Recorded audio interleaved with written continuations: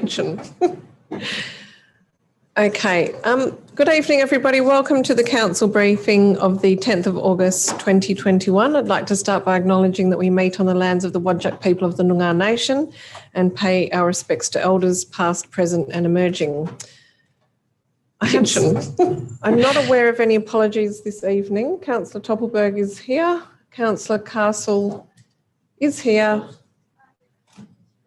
but not here.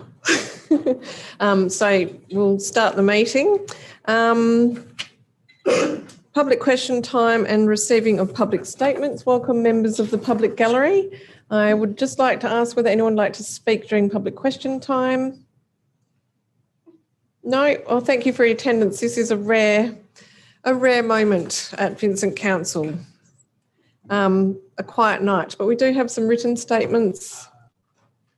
Through Mayor Cole, yes, we have two written statements in support of the Character Streets policy. I wasn't going to read them out, circulated them to council members earlier. Yes, they've been circulated. So one from Murray Slythe and one from Simon Saradsky. Yes, has everybody received? Can I take that as received and read in support of Character Streets? Thank you very much. Okay, well then we'll close public question time. That must be the shortest public question time in years. Okay, so then we'll just move through the agenda sequentially, given that we haven't had any matters raised. Oh no, actually, so we have had Character Streets raised. My apologies. So we'll go straight to that item. Which Mayor, can I ask that seeing one of the lessees for one of the items is in the audience that we bring through? Yes, we can definitely do that. Yeah. And I've just realised we also have to go to conflicts of interest. Thank you. Through you, Mayor Cole, I've just received one conflict of interest, impartiality interest from Councillor Fotakis in relation to item 8.1, the proposed lease for Robertson Park, Halverson Hall. Councillor Fotakis notes that she has served on the Arts Advisory Group with one of the lessees of Halverson Hall. That's the only declaration of interest I've received. I'm just double checking that because we usually have more than one. Just one. It is a pretty light agenda, so hence no public question time and very few declarations. So thank you, CEO. Okay, based on the request from Councillor Fotakis, which I think is a good request, to go to item 8.1 first, given that we do have a member of the Robertson Park Artist Studio in the public gallery this evening. So that is item 8.1, proposed lease to Robertson Park Artist Studio. Any questions, please, councillors? Councillor Fotakis. Thank you, Mayor. Through you to the director or staff involved in this. I just want to get some clarification on the length of lease and an explanation as to why the term of lease that's been identified has actually been chosen as opposed to I suppose the previous leases have been 5 and 5. So I just want to get some understanding on that, please. Through Mayor Cole, there's two reasons. The first is the age of the building and its physical state that it's in. So given that it's not in a very good state of repair, we thought that a lower time period would be more appropriate. That would give us an opportunity then to reassess whether there's works required, like large capital works or any kind of renewal, because at the moment the lease terms don't allow for the tenant to conduct those renewals, so it would be the responsibility of the city. And since we haven't yet finalised the Robertson Park development plan, it's not yet known what our intention with that site would be and whether we would want to commit to further capital improvements at this stage. So my understanding is that this building does not form part of the Robertson Park consultation. So I just want to get a little bit more understanding why that's been raised as an issue, and I might speak to that next week, but I would like to actually get some understanding why that's actually been drawn into the master plan at this stage. And also too, money's being set aside for renewal of that building. Maybe some clarification on that, because as far as I was aware, there's nothing specific within the long-term financial plan or other capital works plan which identifies that building. Through Mayor Cole, yes, sorry, that's correct. My apologies. I'll provide a explanation in the briefing notes. And I think the report does give some explanation as to the lease amount. Do you want to ask whether consideration had been given the increase represents more than a 10% increase in rent? Other leases, as far as I'm aware, within the city, we hadn't actually proposed an increase of that amount, and whether it would be possible or acceptable to consider a more of a CPI increase or even a 2% increase.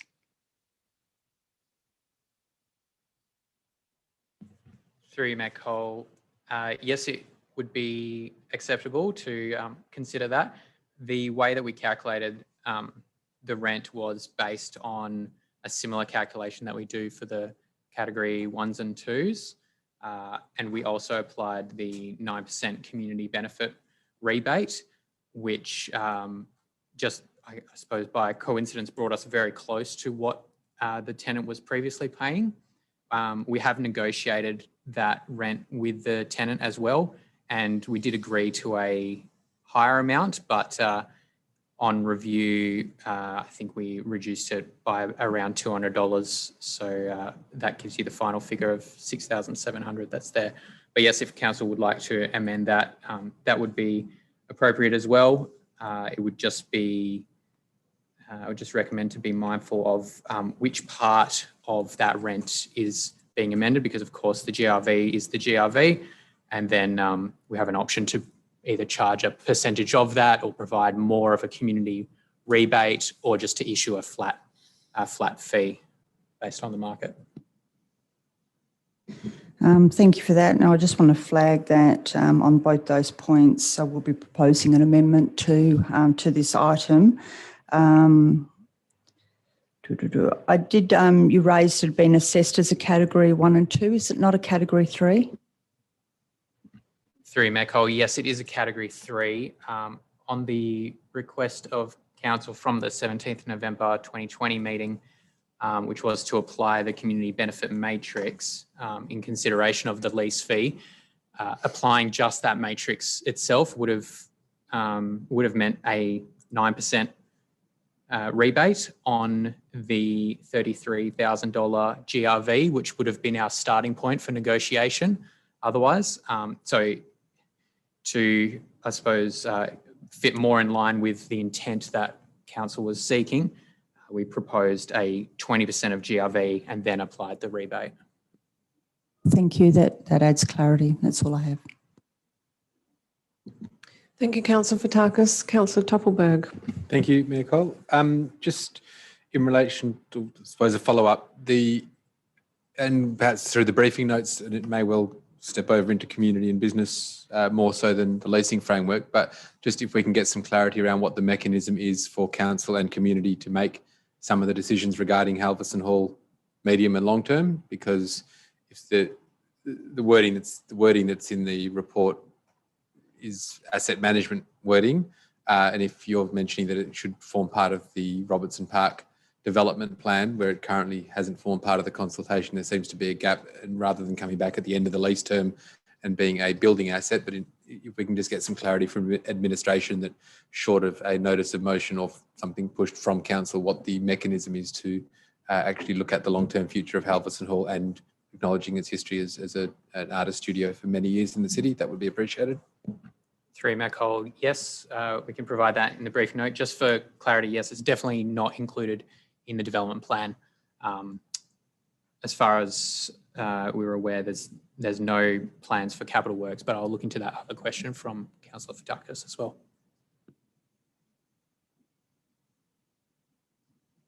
Councillor Gonchevsky, welcome back. Thank you. Through you, Mayor Cole, and thank you to Councillor Fotakis for her questions. I had the same ones myself. Just to go into a little bit more of that. In relation to Robertson Hall and I guess any other building in the city,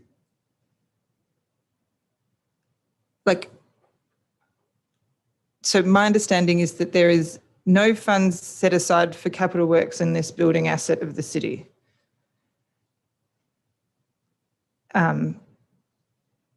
How many other buildings of the city that the city currently own have no funds set aside for capital works in our corporate business plan or capital or long-term financial plan? Through Mayor Cole, if I could take that on notice, I can provide that in the briefing notes. I'll provide that. And just also in relation to the condition around, hold on, now I have to find it.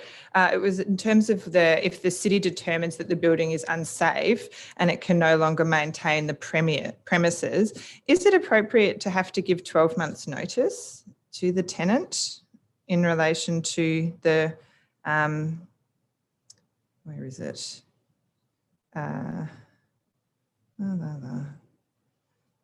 Somewhere, I haven't written down the clause number. Oh, there we go.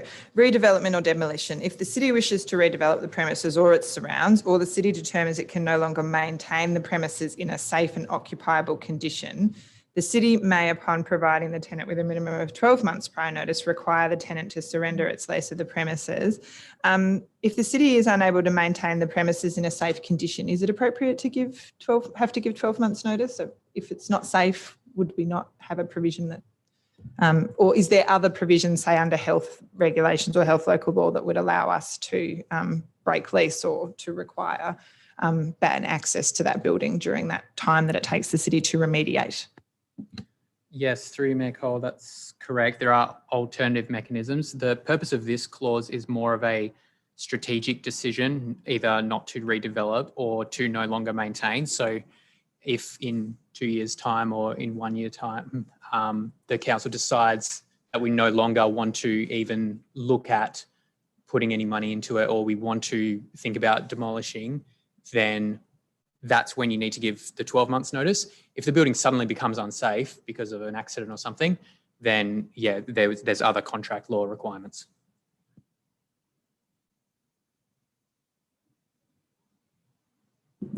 Councillors, any further questions? Manager, just to confirm then, based on the questions that have been asked, will the briefing notes be providing further information on the asset's existing condition and what works would be required if it were to be, like for example, if the city were to do any renewal works, would that trigger compliance upgrades, etc.? Could we just actually understand that and just absolute clarity that there's no money sitting for, is it just renewal works or is there maintenance funding sitting against this building? Through Mayor Cole, I think most of the maintenance is the responsibility of the tenant, but in terms of the building structure, there should be, yes. So there should be some lycopodium information from the period that investigation happened? Yeah, so you might call. We will have a condition survey that Lycopodium did, you're right. So we can look back at that. But also we'll have general maintenance funds to deal with anything that occurs in the building. And you can see we're responsible for annual checks as well. So the maintenance, some of those maintenance responsibilities fall on us and we have budgets to deal with that. But you're also right, there's no planned capital renewal or upgrade at this time. Also, my understanding, and this might be more of a policy in place question, was by not including Halverston Hall in the Robertson Park development plan was that we didn't foresee any particular change happening with this building, whereas if we were to be talking about its condition, whether we wanted to invest in it and whether it might potentially be demolished in the future, I would have thought that it would be included in the development plan. Perhaps it's a bit of an asset crossover there. No worries, through you, Mayor Cole. Yes, the thoughts around the development plan for Robertson Park and the exclusion of the site was that we wouldn't be looking at it through this process. And given that we aren't asking specifically about this site through the community consultation, we still have received comments regarding it. And I guess we're at the point where we will be utilising this community consultation for the development site, although not this area not being in it, it's an opportunity to understand some of those comments and what has come through for any future planning. Okay, thank you. Councillor Gonchevsky. Just on that, if we could get perhaps a précis of some of those comments, that would be very useful as well. But also in terms of the recommendation to council, if the council was to request a recommendation that was completely straight down the line in alignment with the property management framework, with no deviation from it, would that be able to, I guess, what would be different around this recommendation? Through Mayor Cole, considering, it depends if council wanted to consider it as category 1 or 2 or not, because in category 3, almost all of the requirements are by negotiation. So for example, the term is up to 5 years. So this is technically currently consistent with that. If by that you meant give the maximum of 5 years, then perhaps in response to Mayor Cole's question in the briefing notes, we can look at the proposed or the potential capital works and what would be needed potentially in that 5-year period, year 4, year 5. Yeah, that would come out after this 3-year term. Yes, that would be helpful. Thank you. Any further questions? Okay, thank you. We'll move on to the item that was raised through written statements, and that is item 5.2, local planning policy number 7.5.15, character streets, formerly character and heritage areas, approval for advertising. Can I just start with the first question? Would this still be, will this policy be called local planning policy number 7.5.15, character streets and heritage areas? Through you, Mayor Cole, we're proposing that it would be called local planning policy number 7.5.15, character streets. Okay. I thought there's quite a differentiation between character streets and heritage areas, and that heritage areas would still be part of this policy. Through you, Mayor Cole, we can definitely amend it to have character streets and heritage areas. That's the preference. Was there any rationale for dropping off heritage areas?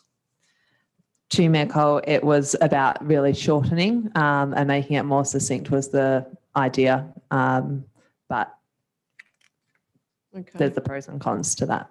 Okay. Thank you. Councillor Gonchevsky. Just another nomenclature one. I note that the policy name is changing to character streets, but we still refer to character retention areas within the policy statements themselves. And I was just wondering, would we, if the purpose, I presume around removing retention from the title is, my understanding was that it was around, it created some confusion potentially in the community around retention of buildings. And whether it would be appropriate to just use character areas and heritage areas within the body of the document to remove the word retention altogether. Yeah, Mayor Cole, I think that's a great suggestion because, correct, that was the issue with the word retention that people, the community was, there was not clarity around what that really meant. So we'll look at that. And just to confirm that if based on this for version, that if the city is the nominee, that the city is then also obligated to, prior to doing any work on the technical assessment, etc., the city would also need to obtain the 40% approval. That's my reading of the current wording. To you, Mayor Cole, that's correct. Okay. That this policy will still identify buildings within the character area that are not assessed as currently contributing to the or currently possessing the character elements that are identified as part of each particular area. Is that correct? Through you, Mayor Cole, that's correct. So the reason it's kind of that street or that area is that it's looking at that overall character of that area rather than the specific buildings, and what contributes to that is each of those buildings. So if there is a built form outcome that either adds to or takes away from that, it would be considered in the overall approach, I suppose, of how strong that characteristic is. Okay, but if you had within a character street, if you had a particular house that was a 1960s house and had those features and setbacks and all the rest of it, as opposed to, say, a row of 1940s houses, etc., that the character area would, I guess, exempt that particular current development from being assessed against that policy? Or is the intention that anything within that character area will be assessed, future development applications would be assessed against the provisions of the character policy if you fall within those boundaries? Through you, Mayor Cole, future development applications would be assessed whether that is to an existing property or to a new development. The existing built form would not have to be changed, but if there was changes made to the existing built form, that would have to be assessed against this policy. Yeah, that's fine. And the 3.4 talks about circumstances where the city may wish to abandon a nomination. And I just wondered whether there were other circumstances than those listed where the city might want to cease to progress a nomination. Oh, sorry, I think Councillor Smith has advised me it's 3.2.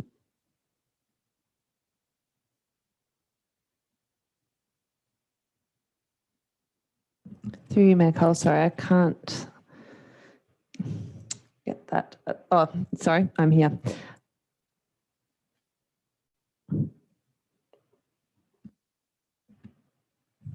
Through you, Mayor Cole, I don't believe so. No, not that we can foresee.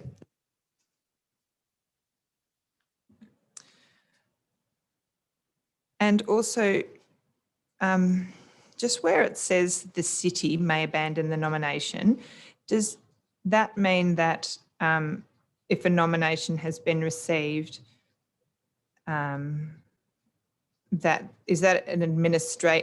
this policy put that on, is that an internal decision within administration that would not come forward to council? Just because it talks about the city rather than council. And I'm just wanting to get the clarification as to who has the authority to determine if there is a prevailing view from community that it no longer wishes to proceed, and whether that is a decision that would be taken within in a public forum like a council meeting, or whether that is something that would be determined by the officer, for example, assessing the nomination or undertaking that engagement with the community. Through you, Mayor Cole, I'll get clarity on that and include it in the briefing notes. I also have some concerns about the wording around council being asked to determine things on the basis of submissions received, largely because council would consider submissions received, but also considers a whole bunch of other things in relation to decision making. And I would consider that some clarification in wording there around just considering submissions received, or following advertising, council will be asked to determine the amendment, or, full stop, etc. And just wanted to put that forward for consideration, and would possibly foreshadow an amendment in relation to that clarity. Just, I think, anyway, won't speak to why, but just would foreshadow it.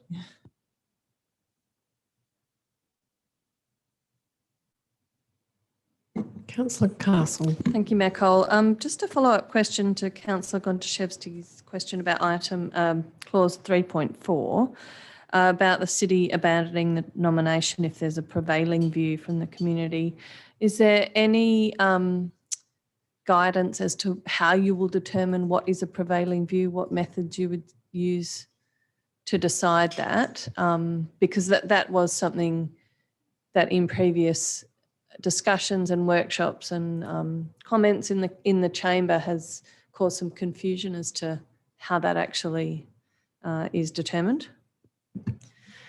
Through you, Mayor Cole, that really relates to that 40% support and the need for that to be there. So we can definitely look at this 3.4 item and provide some clarity on when that would be abandoned and through what mechanism, referring to the comments earlier about whether that was through council or administration.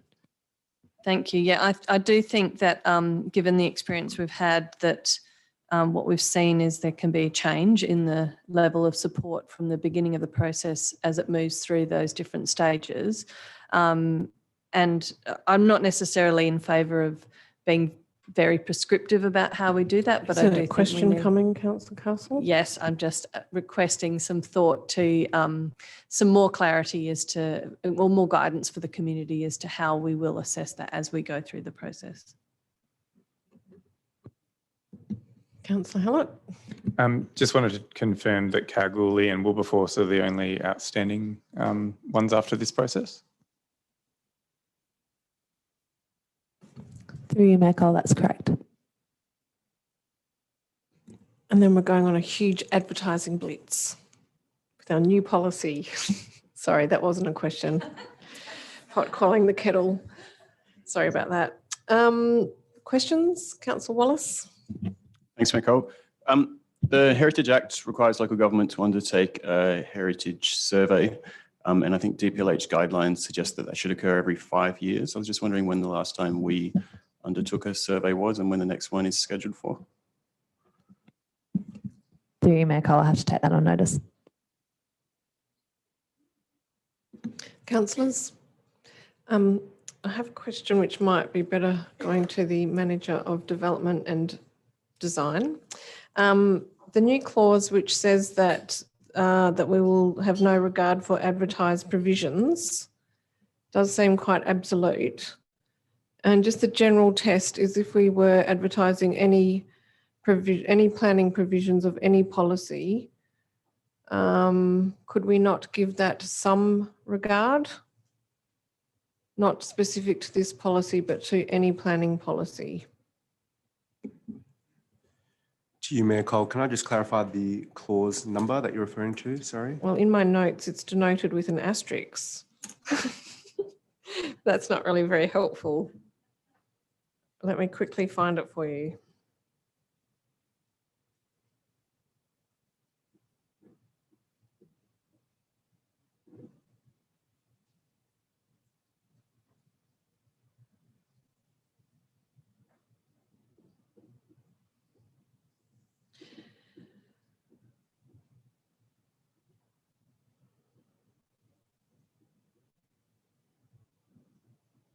Just trying to find, sorry, I don't have the ability to find the different attachments, but it's Through you, Mayor Cole, it's on page 2 of the individual items. page 37 of the individual items, page 2 of the 37 of the attachment. individual item, okay.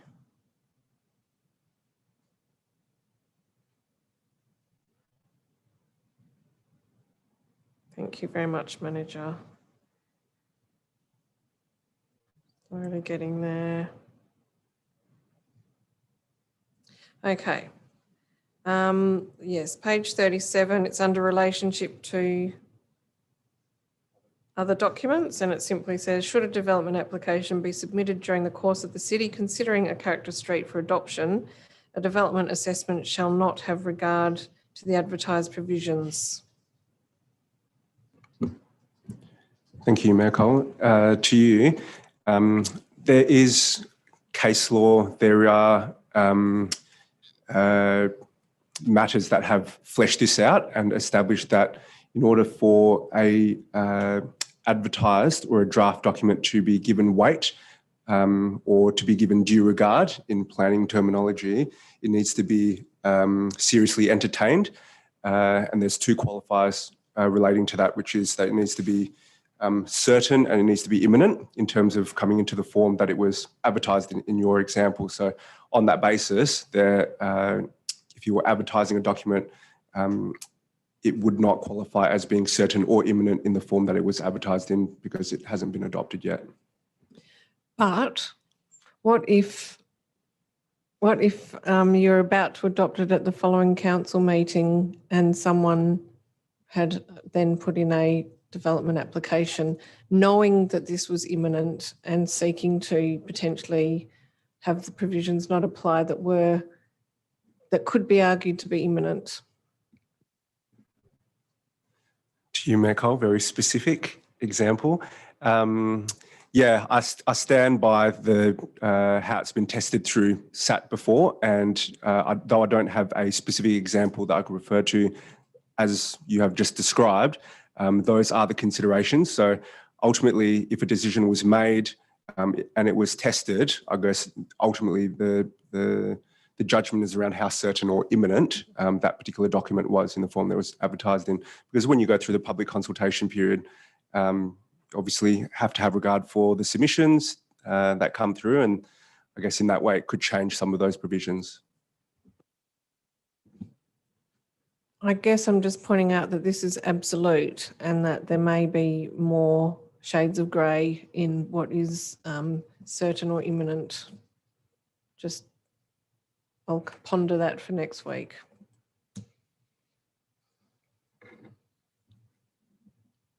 Okay, all right. And also just a question for you, Manager of Policy and Place.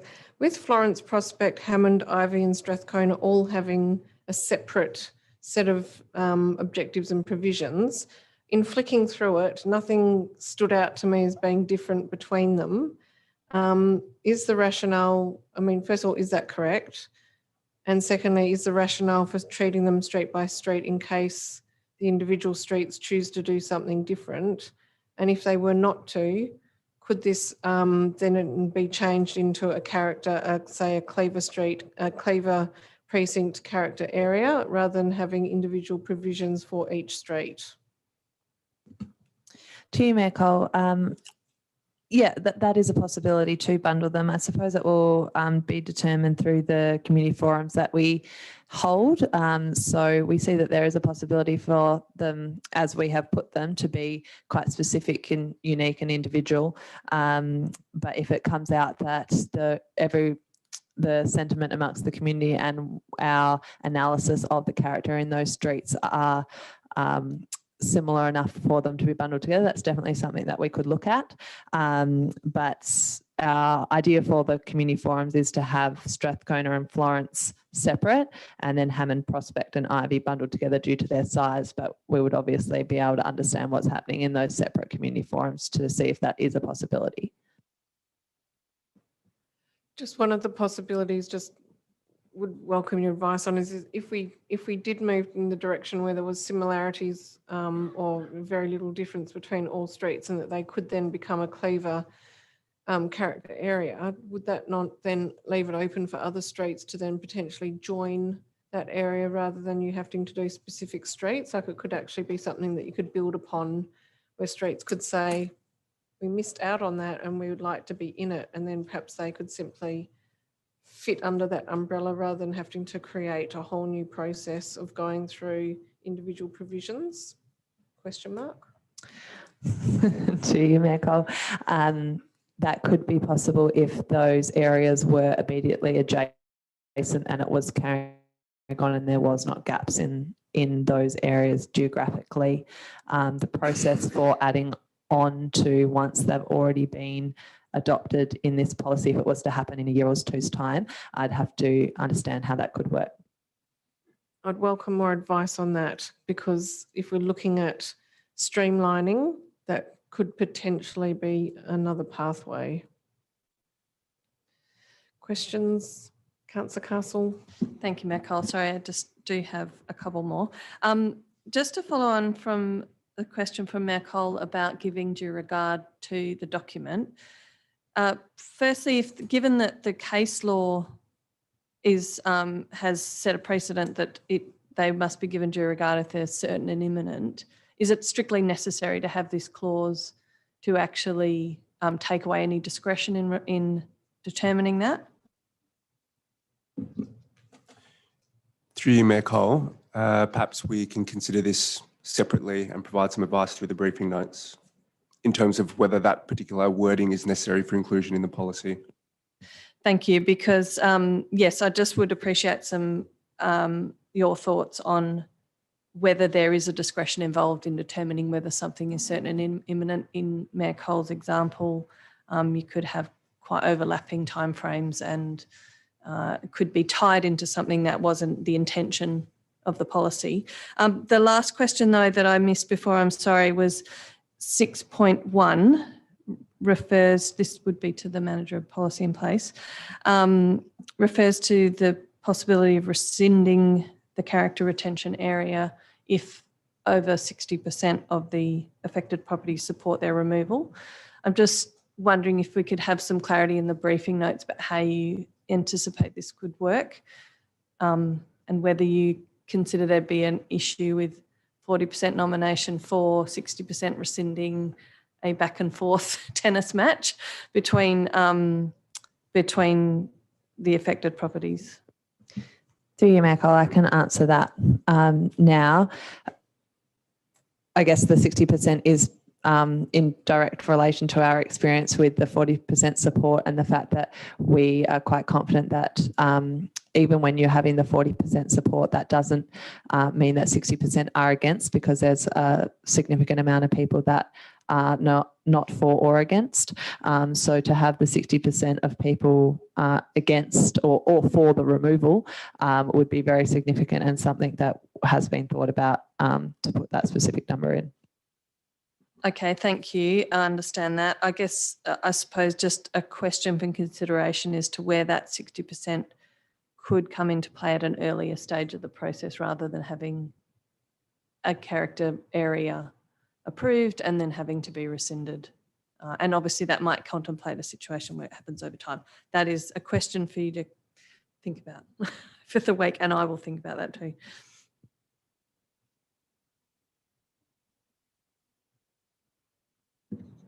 Councillors, any further questions on character? I actually really like the suggestion of character areas and retention areas policy. Any further questions? No? Okay. We'll move on to item 5.1, number 177 to 179 Car Place Leadable, proposed 9 group dwellings. Councillor Toppelberg. Thank you, Mayor Cole. Got a few questions. First one, just and this is a question to Mr. Naidu. The change to the built form policy about garage width, does that not apply to group dwellings? Through you, Mayor Cole, it does. Follow-on comment would be, it depends on the context. In terms of this particular site, it's landlocked, so it's got limited street frontage. Okay, sure. So, and a few more questions, happy for you to take them on notice. So I'll go through them. The section, the justification provided in the comments section on page 14 about land use includes that the proposed development demonstrates best practice sustainable design as set out in attachment 6. Attachment 6, as far as I can tell, relies heavily on the installation of solar panels, which is mentioned a number of times but isn't provided as a condition of approval. Is that something that administration wishes to change before next week to make it a condition of approval? And I guess perhaps in the briefing notes, if I can get some clarity on what else makes it best practice as opposed to what would be generally expected now of a development in 2021. Through you, Mayor Cole, yes, we can provide some more information in terms of best practice and the use of that term. In terms of imposing it as a condition, the built form policy standard has not been approved by the Commission. It's been given regard in this city's assessment, and on that basis, in terms of the local housing objectives, it's been assessed against those criteria and supported. In terms of imposing a condition, this city's officers could liaise with the applicant and perhaps broach that subject with them in terms of imposing it as a condition. Provide that feedback in the briefing notes. Yeah, I guess the reason asking it as a condition is if it was supplied as a comment in the reasons why the land use is supported, where it's discretionary, then I guess if that's where and why the discretion is being applied, then there would be a nexus that the guarantee that that's the best practice sustainable design is a result of the development. So if that's a reason for it, then that was the reason for that question. The commentary around the car parking. So car parking point 3 in summary says vehicle ownership in Vincent is lower than the Perth average. Therefore, despite the fact that all these car bays are behind lockable double garages, that it's likely some of them will be available for visitors without that being protected by policy. Is that something, I guess I will ask this as a question, is that a justification that was provided by staff or provided by the applicant? Through you, Mayor Cole, it's commentary provided by staff.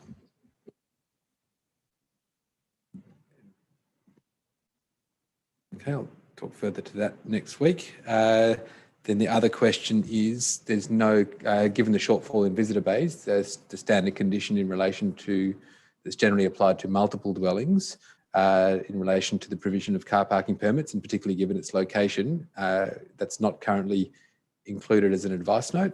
Sorry, it's not conditioned as an advice note, which is, or sometimes as a condition that it's notified at the point of sale. Does that mean that the officers are intending that these group dwellings would be entitled to permits under the city's policy, or if not, can it be included as a condition and advice note?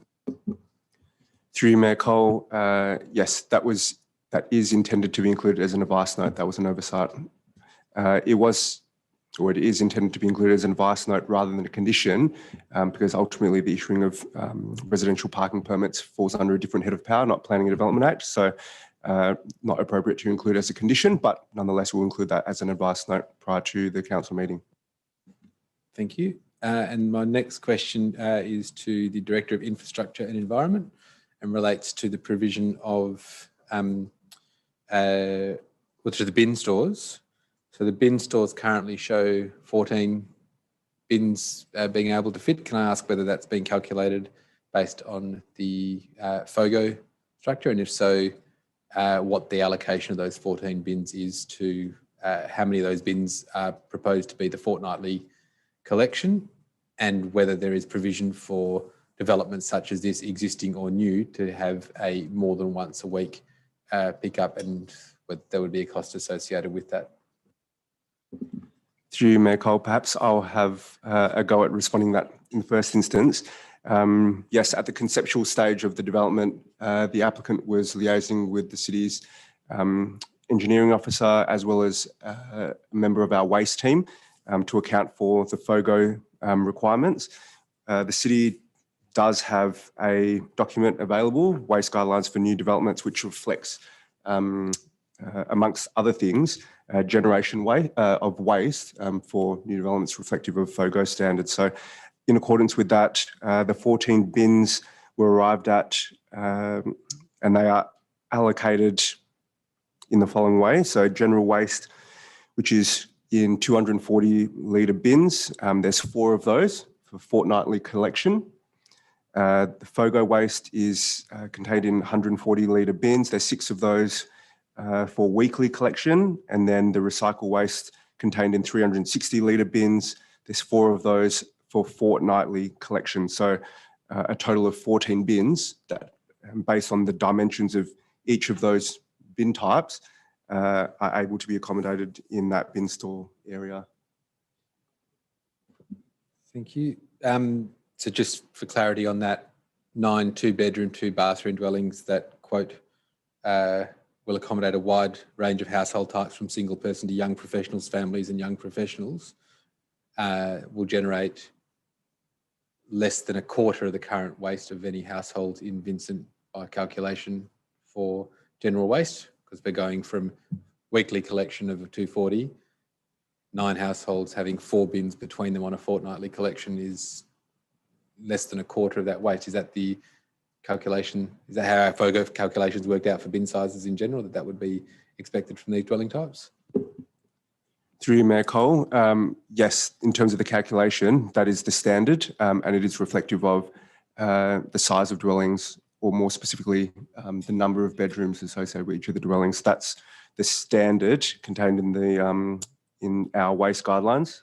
I'm not sure if you want to add anything. Just a further question, and perhaps to the Director of Infrastructure and Environment. I'm curious if we get this wrong by a calculation or reality on the ground, let's say, leaving the DA side of it from a waste management point of view, if they require additional pickup or additional, well, the bin store can't take additional bins, but if there are additional collections required, does the city's waste strategy and the FOGO implementation allow for a charged service to be able to offer more, or what actually happens to that extra waste if there is either more than a fortnightly service required or more than 4 bins required for 9 dwellings?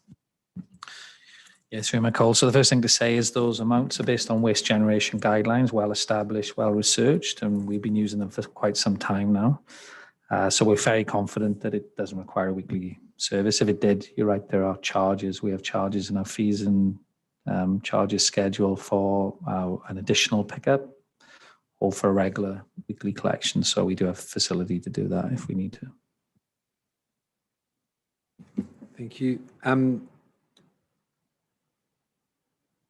So my last question, which perhaps we can get some further commentary in the briefing notes, the referral to the Design Advisory Committee and then the comment to the Design Advisory member who was consulted after the change of plans is quite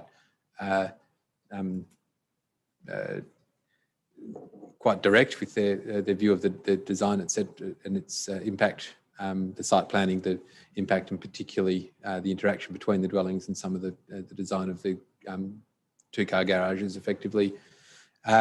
So in terms of the response that were provided by the applicant, where it says to demonstrate how the development contributes to a sense of community, encouraging social engagement and enabling stronger communities. And I'm going back to the garage point. I understand your point about landlocked and street frontage, but the reference to strengthening and maintaining the social network in the area and enable friendships to be made and enhanced with both neighbours and friends that live nearby. Given the comments from the Design Advisory Committee and given the fact that, practically speaking, all occupants will drive into their garage, close the door and not see anyone again, can we perhaps get some commentary in the briefing notes about how it meets some of those objectives and how the design element of the ground floor in particular as a micro community, how that is envisaged to be in line with the aspirations for Leaderville in general, I suppose. If we could receive some commentary on that. And the reference to materials, can I just be sure? So I think it's attachment 6 for the environmentally sustainable design, refers to recycled and low maintenance materials. Can we get some commentary around the... Actually, no, I'll talk to that more next week. I'll leave that one. Thank you.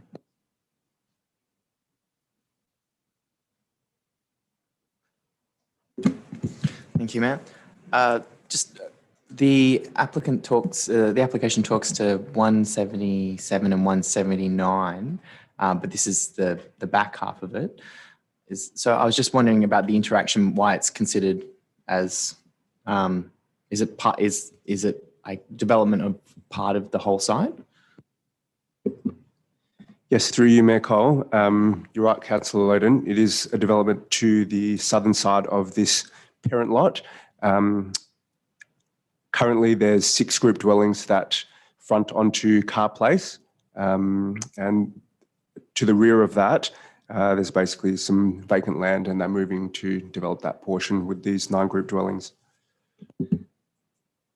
So would the verge in front of 177 be sufficiently proximate in terms of condition around creating additional trees?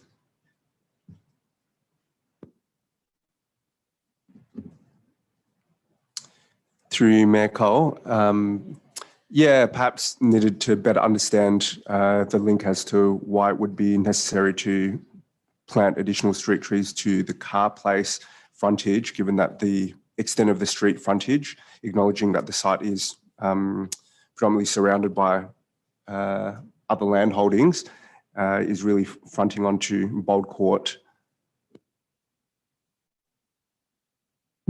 Thank you. And then in looking at the landscaping plan, there appears to be an opportunity potentially to the northwestern corner and southwestern corner to put an additional tree consistent with what you see in front of the other properties. Is that, is there a reason why that couldn't be incorporated?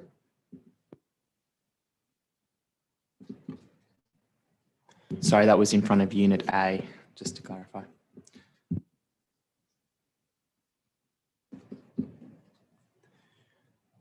Through you, Mayor Cole, in terms of increasing the amount of trees provided on site, that could be provided and that could be explored as part of the briefing notes.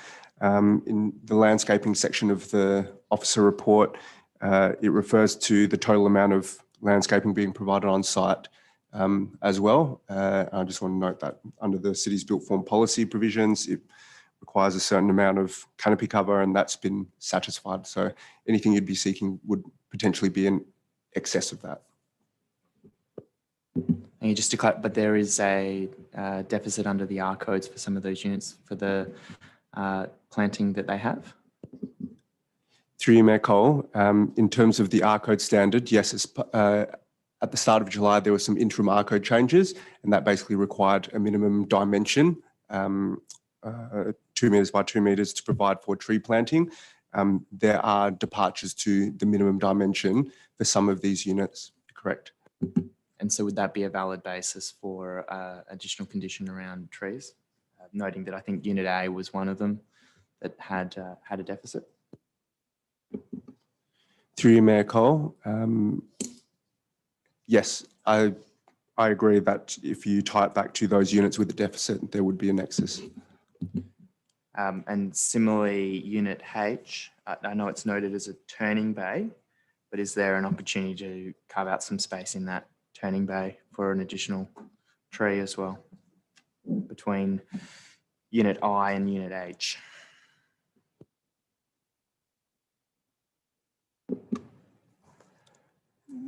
Through you, Mayor Cole, there is a tree between Unit I and Unit H, but we can explore. Are you referring to the it's in northern front of, boundary? Yeah, something called Grand 1976 RL. I'm not sure what it is, but Through you, Mayor Cole, we can explore additional planting areas in that portion. yeah, just could it provide some advice through the briefing notes on if that's appropriate and so forth. And then my other question was just probably in contrast to Councillor Toppelberg's question. If it's acceptable to only have 2 visitor bays, could you have 1 visitor bay and put trees in the other visitor bay?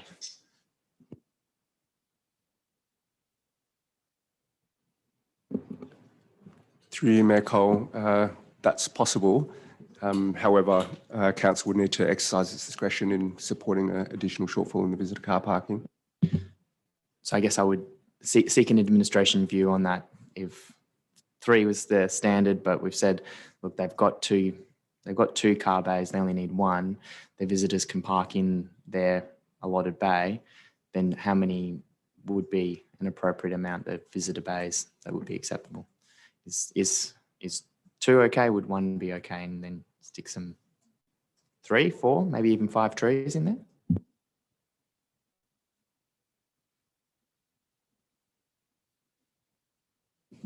Councillor Hallett? This might be partly captured by your response to Councillor Toppelberg's questions, but just wondering if you could include in the briefing notes some specific commentary around the report refers to this being potential underdevelopment of the site and what that would look like. And also in relation to the number of car bays, what avenues are available, not specifically for this application, but for us to look at maximum car bays being assigned to development sites. Through you, Mayor Cole, yes, I can provide some advice in terms of what the mechanism could be in terms of setting the parameters for maximum number of car parking. In terms of your first query about the underdevelopment, that was a theme that came through from the city's design review panel and member. Ultimately, the site, in terms of the planning framework, it would you would be able to develop up to 5 stories in height under the city's leadable master plan. So that gives you an indication about the intensity and perhaps the form. Interesting context, however, it is at the end of a no-through road and adjacent to relatively low-scale residential, definitely to the east and to the north. To the south and to the west, you're hard up against commercial developments along Newcastle Street. In the future, they are potentially going to be 6 stories under the existing planning framework. And under our built form policy, you're allowed to have up to 3 stories height of boundary walls for those developments. So that gives you an indication of the context of this particular development. And through the schedule or through the summary of submissions, one common theme from submitters was that they were comfortable with the built form and the scale, particularly because of its location and coming through this no-through road. So in terms of the intensity, for the most part, I think the submitters were comfortable with that.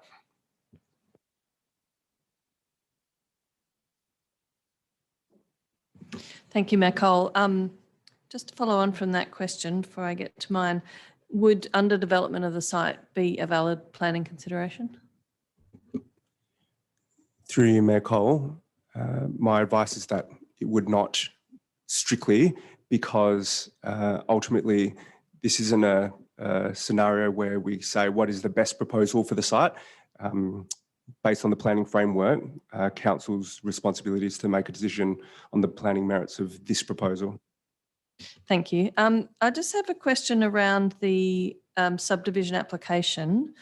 The report states that it's been approved, but the 2 new lots have been created. Are we able to determine the application before they're created? Through you, Mayor Cole, the two new lots have not been created. It's been approved, but conditions haven't been cleared. So basically, the intention of that subdivision was really to split off the 6 group dwellings to the north from this development site. So the lots have not been created. Are you able to consider 9 group dwellings on this portion of the parent lot? Yes, you are. So it doesn't have a material impact on us determining this application, whether the subdivision is complete or not. And secondly, then there's a note that a strata subdivision application has been lodged, and I'm just wondering, does that have any impact on what we're determining? Through you, Mayor Cole, neither of those subdivisions have an impact in terms of this development proposal. There are no conditions or terms of the subdivision that requires a certain built form outcome, for example, on this portion of the development site. Okay, thank you. And finally, just in relation to the draft leadable precinct structure plan, there's a note that the future laneway pedestrian link with Bold Court to Newcastle Street was not discussed with the owner at the time of the preparation. I understand that is not a policy that can be given due regard yet. But I'm just wondering if there has been any opportunity to discuss that since that consultation has been ongoing with the community and while this application is being assessed, and whether this particular application would have any impact on a potential link in the future. Through you, Mayor Cole, it has come up in passing through the course of this application's assessment, as it has been running concurrent with the draft leadable precinct structure plan and its consultation. So that's correct. The landowner was not aware that there was a potential pedestrian link through their land holding, and I can advise that they were not generally supportive of that. It doesn't align with the development proposal, as you can see with the development plans before you. With that being said, in terms of the implication for the consideration of that structure plan, it shows it as a potential linkage. So through the strategic consideration of this area, it's been identified that there should be some connection. It's been shown potentially over this landholding, it could be somewhere else. So that still needs to play out as part of the consideration of that proposal following advertising.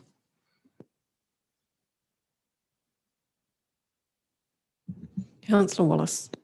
Thanks, Nicole. I note that the built strata plan has been, or subdivision has been conditionally approved. The plan wasn't attached to the agenda item though. So I guess I was looking for it to try and find out what the lot width was for each of these strata lots. Because just going back to Councillor Toppelberg and everyone's comments on garage width, the deemed to comply standard for lots less than 10 metres wide are garages which are a maximum of 4 metres wide. And from what I can tell, these lots are 8 metres wide with a 6 metre wide garage. So have we assessed this development against that deemed to comply standard, or am I wrong to apply that standard to a built strata development? Through you, Mayor Cole.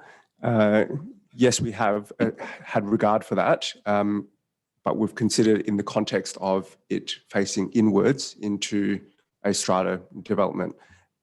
Typically, when we have a group dwelling development, there's primary street frontage, and that is the impact of the garage dominance, how it presents the streetscape. The streetscape in this instance is along Bold Court, is back of house, there's garages, it's for access, and I guess for this portion of the site, it's really an access way into the development. So it's very much inward focused. Okay. I guess I have another question about the related objective, which is development that preserves and enhances the visual character of the existing streetscape. I guess the streetscape in this instance to me appears to be what's probably considered vehicle access. I'm wondering if it's open for us to interpret that vehicle access as a street and therefore apply these garage width standards to this development. Through you, Mayor Cole, perhaps I'll take that on notice and provide some advice in the briefing notes. Councillor Fotakis. Thank you, Mayor. Just following on from Councillor Wallace's question, my concern was probably more for the visual dominance of the garages on Unit G. And I did want to ask whether consideration had been given to the type of garage door and the introduction of windows or some form of design work, so we weren't actually presented with one solid band of colour, and whether that is something that council could contemplate.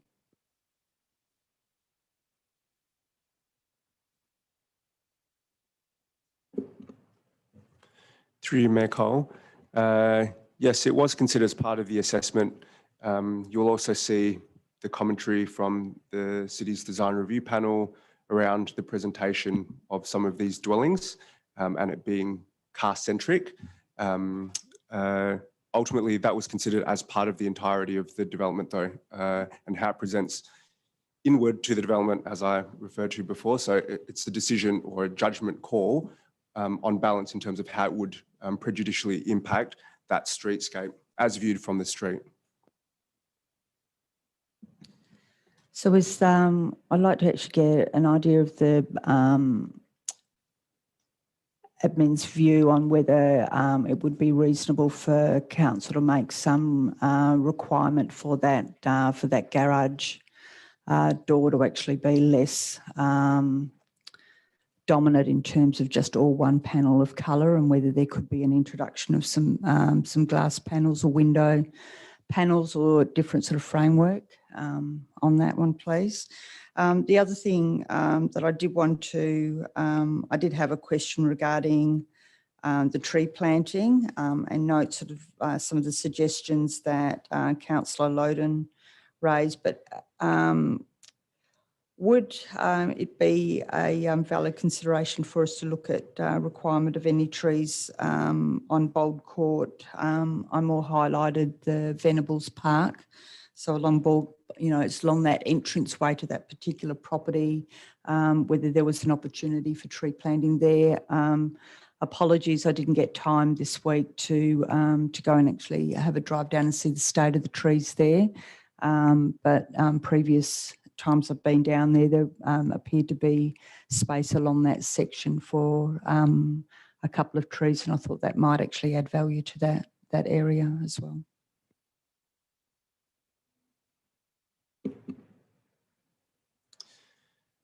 Through you, Mayor Cole, perhaps offline I can better understand the areas that you're referring to, Councillor Fotakis.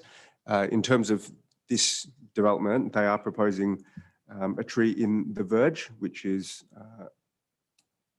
as it abuts the property immediately to the east, to contribute to that entry of that development and as viewed from that streetscape. But perhaps offline I can better understand some of the areas that you're referring to. No problem, I'll send you through a map.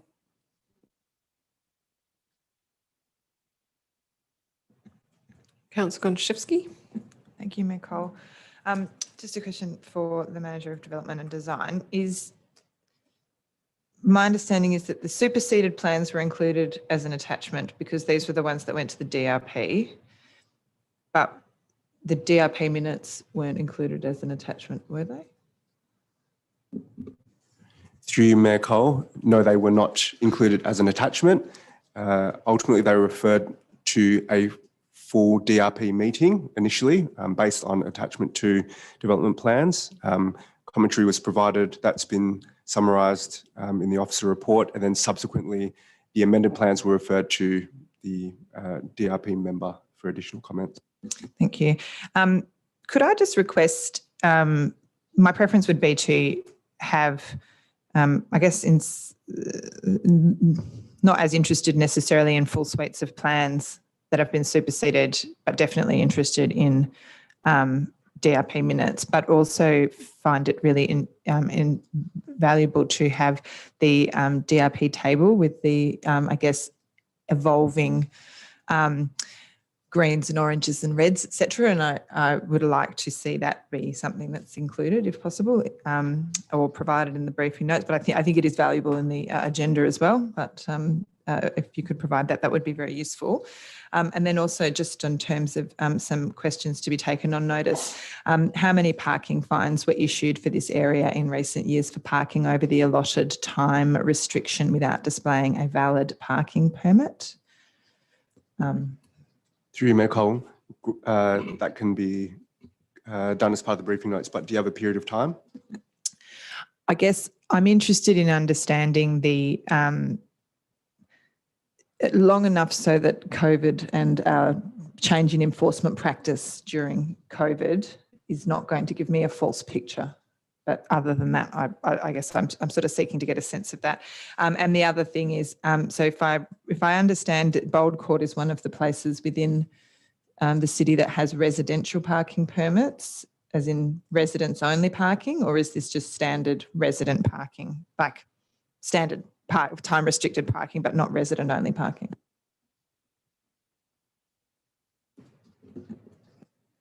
Through Mayor Cole, I will confirm the briefing notes. Great. I guess what I'm interested in finding out is what the distance is from the entry of the development to the first available public parking bay. So if it is resident only parking on Bold Court, then what the distance is to those first bays on Car Place. That would be very useful. Yes, that's all from me. Thank you.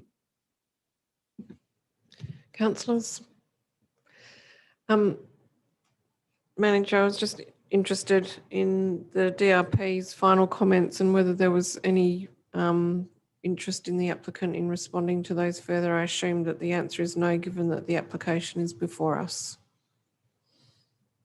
To you, Mayor Cole, yes, that's the case. Ultimately, those comments have remained from the inception of the concept to the end, and they're probably related to like fundamental site planning and development potential for the site, and that has not changed throughout the course of the assessment process. Okay, thank you. I think that's where the table would help. Yep.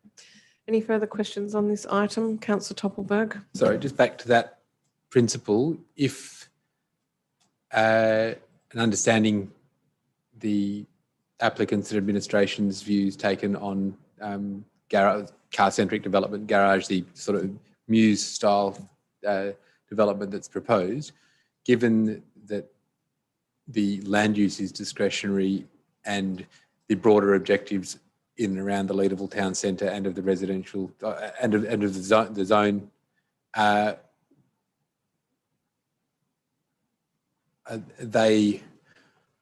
well, it's not a matter of valid reasons for refusing the development, but is the discretion that's being sought, is that discussion centred more around land use and the discretion in relation to if you're only going to have group dwellings at 2-storey where you're otherwise allowed 5-storey and potentially mixed use, if that is the land use discussion, does that remain in your view, a more valid line of trying to seek changes to the development than the garage width or the garage dominance itself in the context of the site? Does that make sense?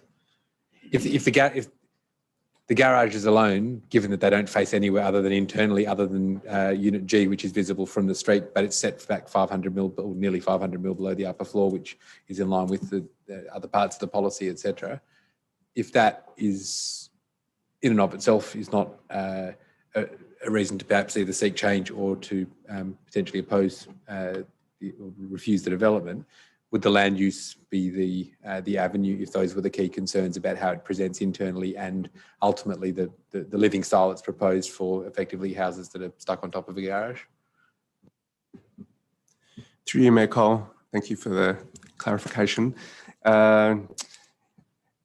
Yes, because it's a discretionary land use and council needs to be satisfied that it achieves all of those outcomes that we're seeking to achieve for that particular zone, as well as other due regard matters, amenity for the area and such. So it is available to council to refuse it on that basis.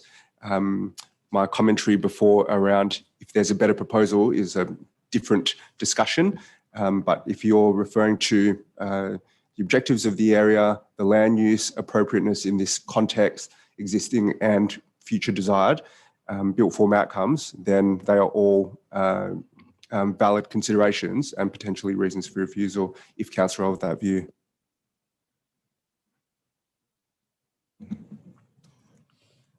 Finished? All right, I'll take that as a yes. It was very thorough and comprehensive. Okay, moving on to infrastructure and environment. The next item is 6.1 e-permits implementation progress report. Any questions? Councillor Hallett. Thank you. Through the Mayor to the Director. To date, 133 infringements have been issued for the failure to display a valid permit. Can we find out how many of these have been appealed and what were the reasons? And do we have any data on whether these are people who are eligible for permits but didn't have them or are commuters from outside the city? So, I can partly answer that question. Out of the 133, there have been 4 appeals from people who said they were entitled to e-permits. So we've allowed them to register and do that. And as it's a first offence, we've cancelled those infringements. But out of the 133, there's just 4 in relation to I'm eligible for e-permits. I'll find out how many other infringements were issued as well before next week.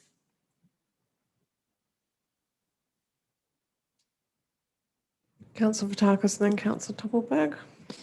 Thank you, Mayor. I just want to get some understanding as to the calculation of the estimated financial saving of $6,200 per annum and how this has been calculated. Through my call, that is the annual printing cost of paper permits when averaged an average year. It doesn't include anything else like staff time. Is that possible, or is that something we could look at in the future when we're coming to assess efficiencies within admin? Yeah, through my call, I think Councillor Targis is right. There's something we need to look into the future. With experience is a hard thing to estimate. But now the system's up and running, we'll have some, better idea over the next 12 months.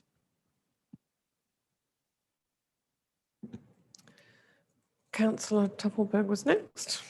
Thank you, Mayor Cole. At the bottom of page 136, it says the city's worked with the software vendor to ensure transactions, which I assume means with personally identifiable information, are purged when older than 30 days. How do we know that that's happening? Are they just saying they're doing it? Or what mechanisms are in place that we can? Because I'm asking because, as you know, we're being asked directly, albeit consistently by one member of the community, but it's a reasonable privacy concern. The fact that they're saying they do it, how are we sure that that's actually happening?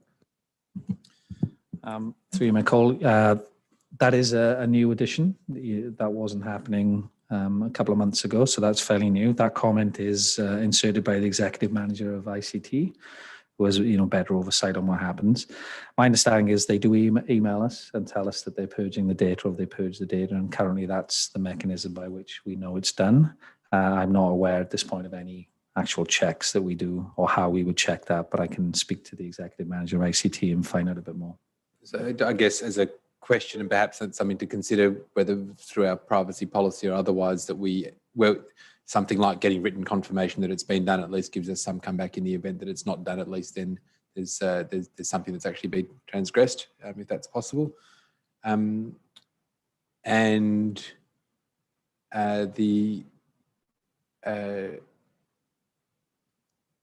What's the length of time that an e-permit lasts? When do people have to re-register? Through you, Mayor Cole, it's indefinite as long as the person's entitled to it. It's indefinite.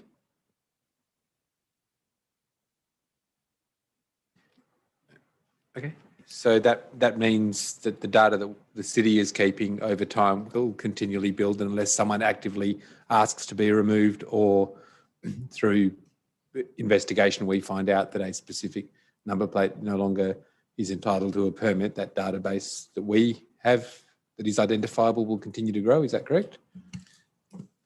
Through my call, to an extent, yes. But when somebody moves out of the area, a new person moves in, they make an application for a new permit. That alerts us to the fact that the previous occupier has left, so they get removed from the system. So, but there has to be that sort of trigger. Okay, thank you. Councillors, any further questions? Okay, thank you for that. We'll move on to tenders for the evening. 6.2, tender 110 of 21, pruning of street trees using elevated work platforms. Councillor Fotakis and then Councillor Hallett. Yeah, thank you, Mayor. Just one question, and it applies to both 6.2 and 6.3. I did want to get an understanding whether consideration had been given to any complaints regarding previous works by any of the companies, any of the applicants to harsh pruning within the city. And I specifically refer to, and it's probably more a point with 6.3, but I also felt it was relevant for this tender, is some time ago we had an issue with the pruning of trees on Mary Street. So I did want to ensure that really get some comment from staff, and it may not, we may need to actually have that within confidential, some understanding whether any of the successful applicants were the companies that were involved with that harsh tree pruning a few years ago. Through my calls, I wasn't part of the evaluation panel directly, so I'll ask that question and we'll provide it in the briefing notes. Yeah, thank you. I just want to be sure that we don't lose sight of the history and the significance of the damage that was caused by what was clearly ignoring a very clear city policy in that case.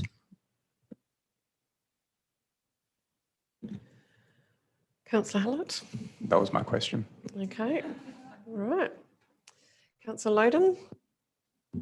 Thank you, Mayor. I was just wondering how we're considering alignment to the strategic priorities under the Strategic Community Plan what are the questions that we're asking of the tenderers to help differentiate potentially between tenderers that are performing better under enhanced environment or thriving places or something like that? So through you, Michael, I have an answer to that question, which you asked at the last council, and I can provide that. I have it from our procurement team, and I can provide that in the briefing notes. I said Councillor Loden will ask me again, so we better prepare that answer. So we've done that. Any further questions on the tender? Councillor Hallett. Can I just ask if I can ask a question about confidential attachment at the end? No problem.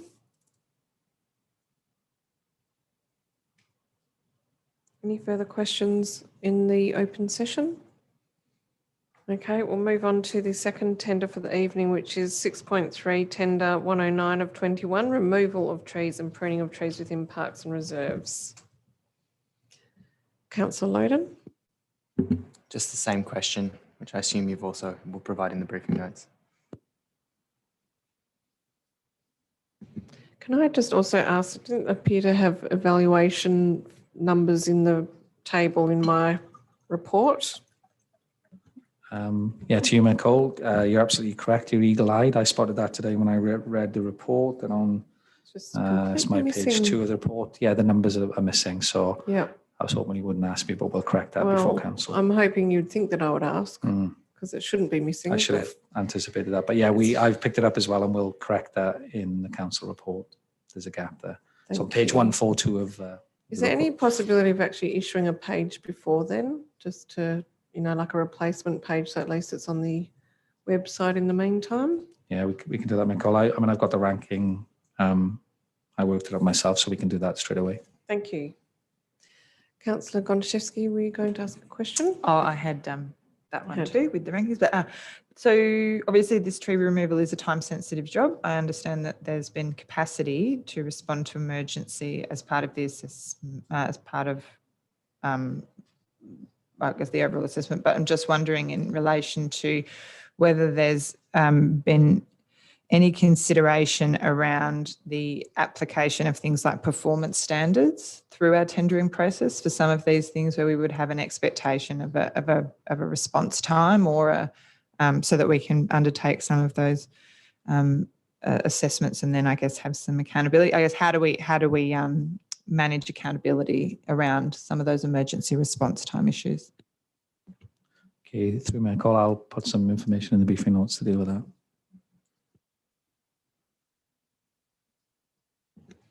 Any other questions? Are there any questions about the confidential attachment on this item? No? Okay. All right.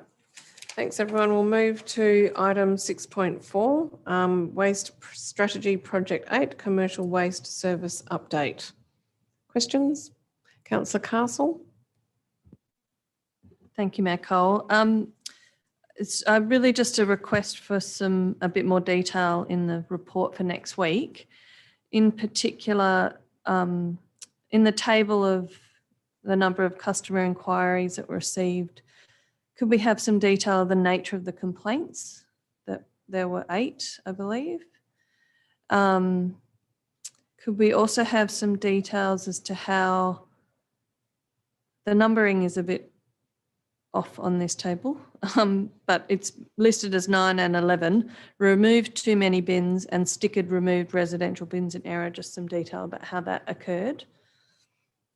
And also in relation to the second table below that, I'm just wondering if we can have some information about how or why we've removed 50 more bins than were marked and how that came to happen.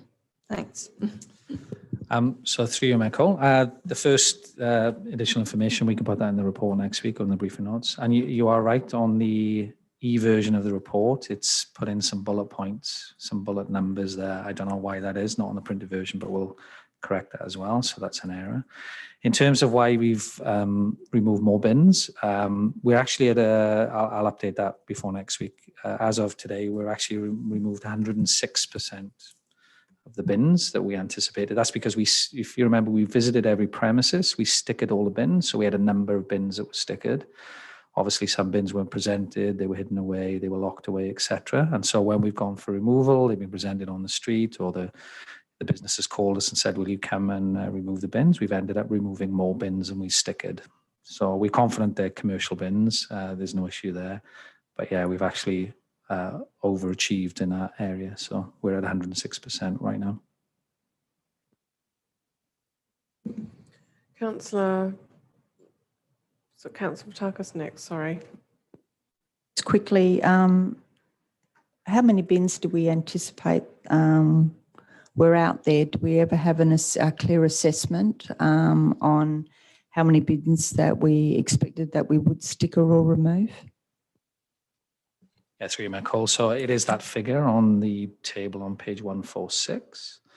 It's under the column bins marked for removal, and the total was 4645. So that's the number of bins when we visited that we stickered and counted. So I know, sorry, through you, Mayor, my point was before we even went out and stickered them, did we have an idea of how many bins were out there? Through you, Mayor Cole, I think we had a vague idea. We had some old records, but they weren't complete. So we didn't have an exact figure. It wasn't until we stickered we got close to the number that we anticipated. Through you, Mayor, so what was that figure? Through you, Mayor Cole, I'll need to check that.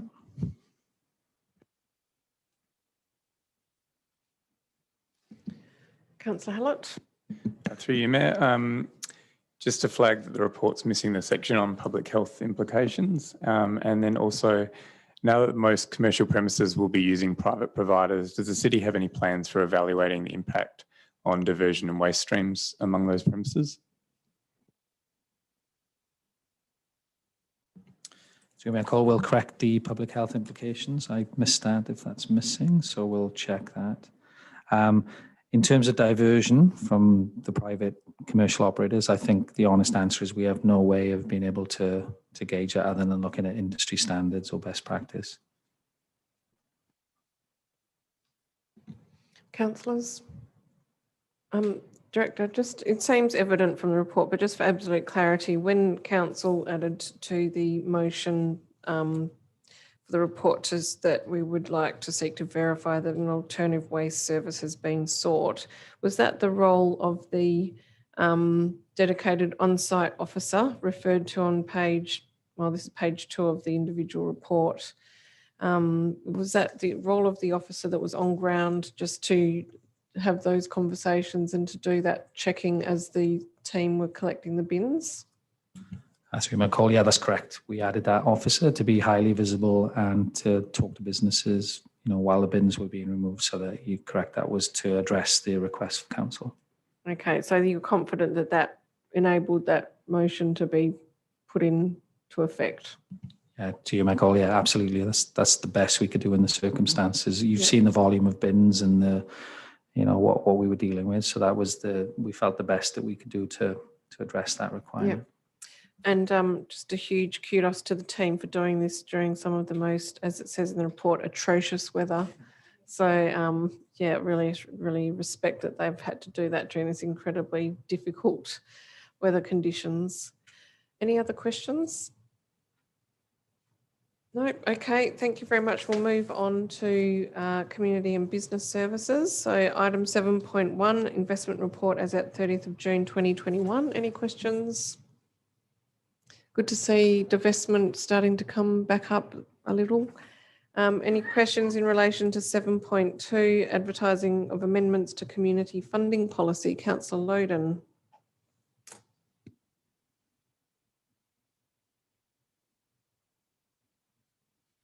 Thank you, Mayor. I sent through an email in advance and the director provided a response via email to councils as well, which was just around how are we seeing these funds flowing out through this policy. There was a note in here that there's the list which will be providing the briefing notes, to my understanding. The town team grants was not included, and I was just curious why that was the case. Through you, Mayor Cole, we pulled this together in fairly short time period and wasn't able to receive those figures, but I'm fairly confident I'll be able to do that and add that information into the briefing notes for you. And as part of the review, do we review whether the quantums of money and how that's split up and so forth are appropriate, or is there a process where we think about whether we want to be directing funds to one area more or less, or so forth? Through you, Mayor Cole, the policy review hasn't looked at it from a quantum allocation perspective. I suppose this is an aggregate policy that covers a lot of different types of community funding, and each of those stands alone, and I suppose is budgeted as a separate line item during the annual budgeting process. And you can see when I published the table, it is fairly consistent by category over the years, other than event funding, which is sort of quite significantly different. But the quantum is running at about $200,000 a year in general community funding if I exclude the events and festivals, and if I exclude the town team grants. So it's a fairly significant policy. And I suppose just going back to your question, we haven't really, other than that, we haven't really reviewed the policy any further in terms of the quantum allocation. Would there be merit in doing that? Through you, Mayor Cole, my thought is we probably are doing that by default in the annual budgeting process, because we are going through them category by category and looking at it from a financial allocation perspective. If it would assist council in reviewing the policy, I'm happy to perhaps provide a little bit more analytics into the report if that's being requested. I guess I'd just be interested to understand, like I can see all the numbers here, but if you can break it up by that percentage, and as you mentioned, if you take out the festival event sponsorship, how that split looks. I guess, yeah, just to address that question of if we've got these 5 priority areas, are we allocating appropriate resources to them? Because my observation would be at the budget process, we don't necessarily look at it in this context. Mayor Cole, I'm happy to update the briefing notes with a little bit more analytics and to look at it from the strategic priority breakdown, if that would be helpful. Thank you, Mayor Cole. Can I ask also that in the briefing notes as a case study, because I noticed it appears in the subsequent report, which is the payments, which is the Dyslexia Foundation Help Your Child to Read community grant for $4,250. Can we just get some feedback as to that application process, how Vincent-centric that was, and the equivalent outcomes that are either have been achieved or what the expectations are? Just that'd be an interesting case study, because the first I'd seen about that, for example, was when it appeared in the payments. So I'd like to know more about it. If we can get that in the briefing notes, please. Yes, Mayor Cole, I'm happy to do that. Can I just, sorry, go ahead, Councillor Gonchevsky. No, go ahead. This is just, it just followed on from Councillor Toppelberg's, just in relation to the document itself. Doesn't reference like cultural kickstart or the cultural innovation grant stream that I can see, but we have them and we've given money out against them. So I'm just wondering, is this a naming thing? Like, is it under one of the other headings, or is that under a different policy that I don't know about, which is potential as well? I think there's the two, it's the kickstart and the innovation, and where they would fit under this policy, or if not, where they do fit. Yeah, through you, Mayor Cole, I'll answer those questions. The table I received late this afternoon, so I've shot it straight out to elected members so that you could have this in our conversation, but I'll confirm where those components are actually falling in the budget and how they line up to the policy.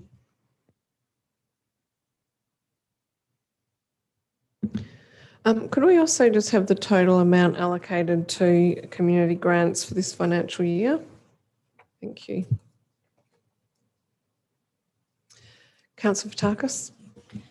Thank you, Mayor. Can I ask that we do another sweep for typos through the policy? I picked up a handful or two during my reading. I also want to get some clarity on point 11, and it may just come with a little bit more clarity on the wording as well when it refers to financial assistance for schools located within the City of Vincent towards active transport events, bike education, and or the Department of Transport's Your Move connecting schools or grants. So it sort of reads as if we're giving funding to the Department of Transport rather than programs within that. So can we get some attention to making sure that's clear about how that funding's being distributed? That's all I had. Yeah, thanks, Nicole. I'll check that for grammar and spelling, and yeah, I'll take those comments on notice. Thank you. Councillors, any further questions? Okay, thank you. Next item is 7.3, authorisation of expenditure for the period 1st to 30th of June 21. Councillor Fotakis.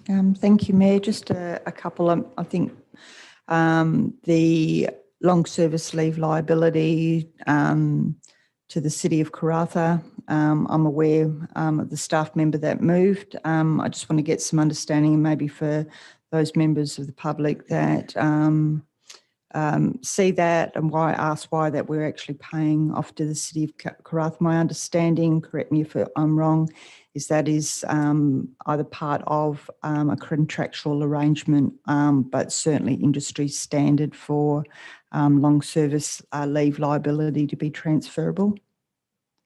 Yeah, through you, Mayor Cole, I can respond to that. There's actually a long service leave regulation for local government, which allows for long service leave portability. So local government officers can move from one local authority to the other, and once they have met a certain threshold, the local government that they are exiting will forward the provision, and then it goes towards the long service leave contribution for the new employer.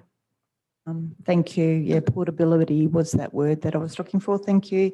On the reference to the graffiti removal services, and it refers to the Ever mural, can I have that corrected to the correct reference? That's the Ever and Ever mural by Georgia Hill. Just ensuring that any artworks that we have in the city are appropriately recognised. Also, with the North Perth Common Lighting and the reprogramming, just a clarification, that's if we were going to reprogram for a colour light change, that $275 is the only cost that we incur? Through you, Mayor Cole, I'll just need to confirm that. I'm not aware.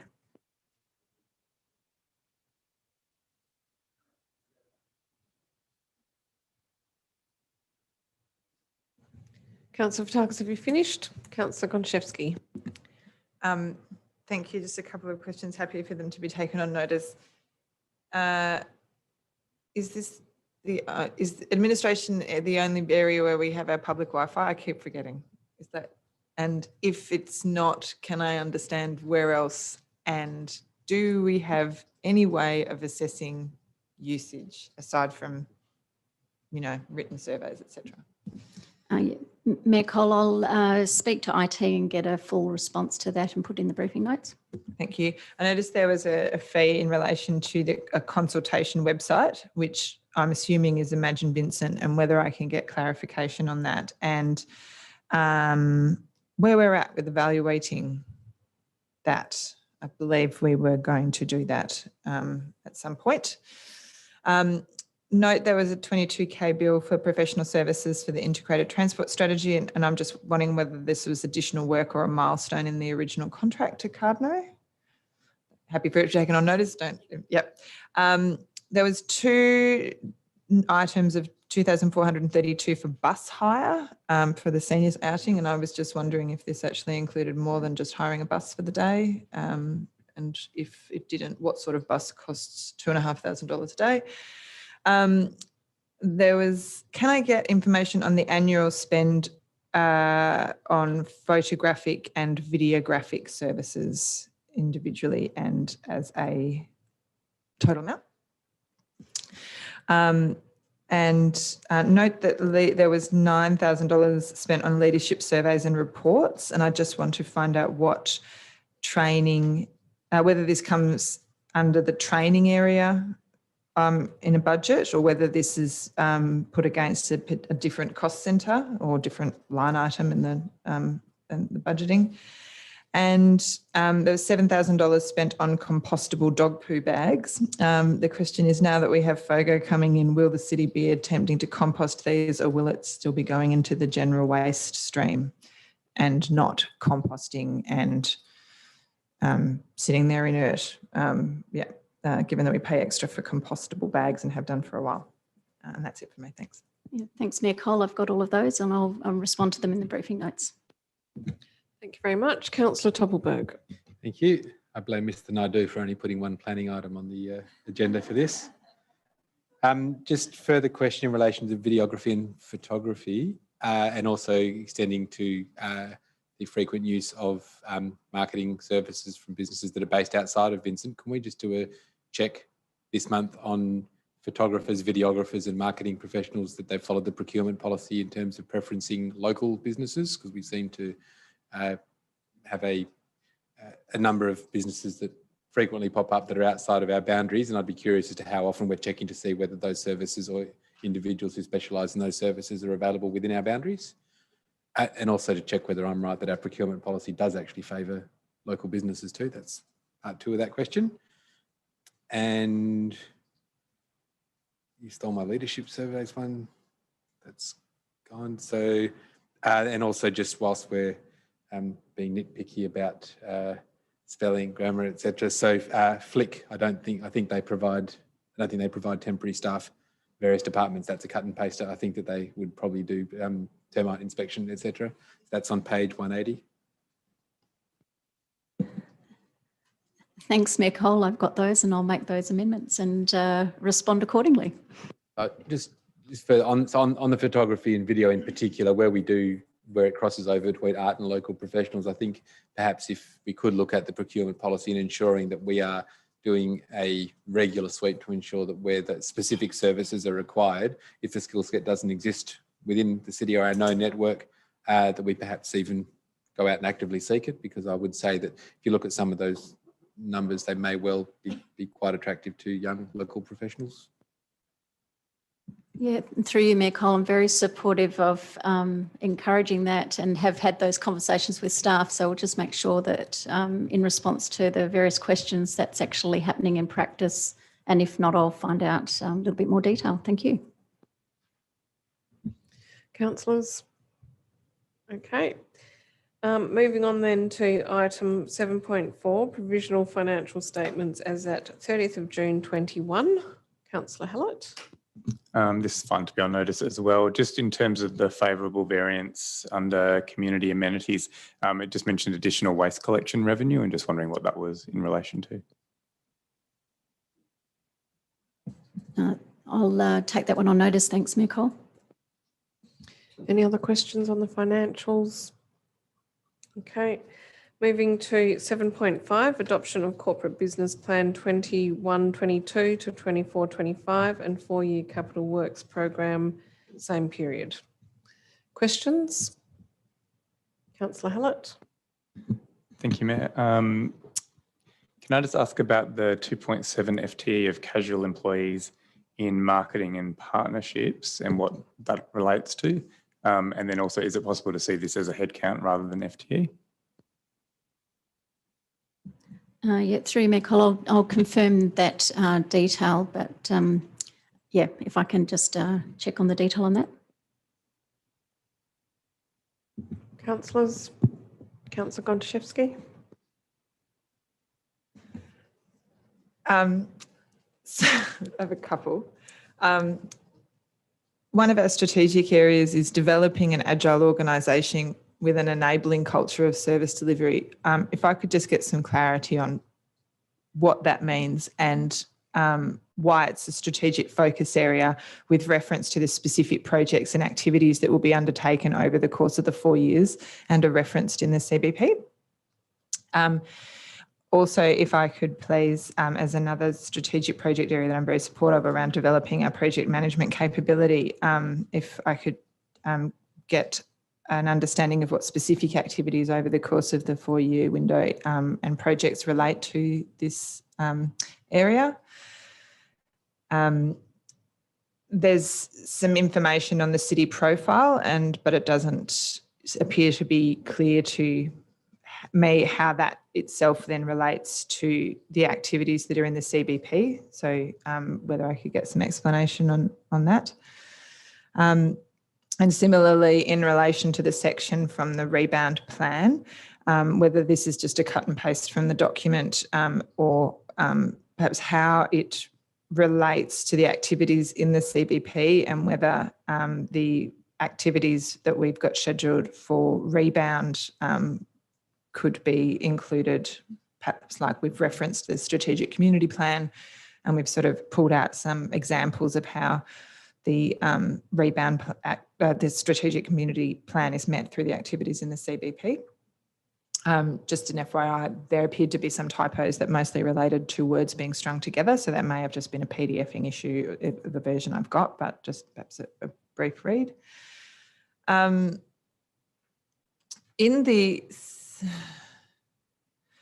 got a question here. Could the CBP descriptions of works in the SCP strategic projects table give some more information on the works associated with these strategic projects? This with particular reference to the accessible city strategy, as it appears to be quite misleading as to what works are going to be undertaken over the 4 years. Could we please cease using the words wayfinding strategy and use the words associated with the document that would be appropriate as per our policy framework? I appreciate it has been previously referenced up until this date as wayfinding strategy, but I would love it if this version could actually call it whatever it is we're going to call it. Not that I know that we know yet. Guidelines, policy, etc. We've got as a activity that relates to preparing a land development plan for strategic guidance on city-owned land parcels, which makes me think that there's a specific document or overarching plan. And I wasn't sure that we were doing an overarching plan. It appears that we're sort of handling these quite individually. If I'm not correct, I'm very happy to be clarified and told when this plan would be prepared. Otherwise, could we make sure that the description of the works is more accurate? In human resources, it says that one of the activities will be an annual review of the workforce plan. Could we please be advised as to when this will be undertaken and provided with the current workforce plan that will be the basis of this review? My understanding is that from the structure of the document that there is money in the budget for activities under place plans for 21-22, but none for 22-23. And if I could get that clarified or the structure changed so that it's clearer that we're actually doing place plan works under our place plans, that would be great. We have to do an SCP major review and wondering if we should have this as one of our strategic focus areas for the year. As at some point we have to stop banging on about Imagine Vincent 4 years ago and start talking about the next one. I note that there's a public portal for CRM being delivered for ICT, and just wondering if I could get an update on what their timeline for the delivery of that is and how council can be involved if appropriate. Just checking on when the project for Beatty Park 2062 will be finalised to come to council, given that I believe we were due to have a business case in April. My reading of the document is that in marketing, we're not doing any management of major event funding after 2021-2022. There is a blank in the square and no tick and no dollars. So it's like, do keep asking about the structure of this document. And I thought if there was a blank, we weren't doing anything. And if there was ticks, we were, but we didn't necessarily have a dollar amount. But in this one, there's no ticks and and just a blank, but I'm pretty sure we're going to manage major event funding after 21-22. So if that could be clarified for me, that would be great. In the, hold on. The Beatty Park Leisure Facilities Infrastructure Renewal Community Engagement classification is just to inform adjoining. That's what it says. And just wondering if we should be clarifying informing users or informing tenants as well.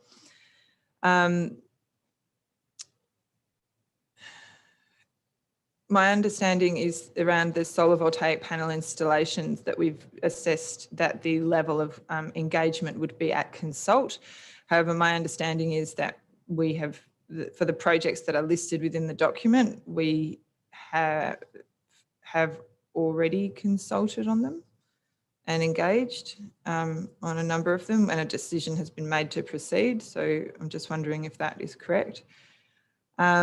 And there's a number of items within the Capital Works program that don't have an assessment around a appropriate level of community engagement that would be undertaken prior to the works being completed. Many would be informed and some maybe not, where there's no engagement appropriate, but I believe all should have an entry. Otherwise, so it would be great if that could be updated. Otherwise, I can just do it via amendment. Under the sports lighting, there's also an item about replacement of existing lights to current standards, but I wasn't sure if this related to sports lighting or just other lighting. I think that was it. Thank you. Did you get all of that, Wendy? Teamwork there. Thank you, Councillor Gontaszewski. Can I go now?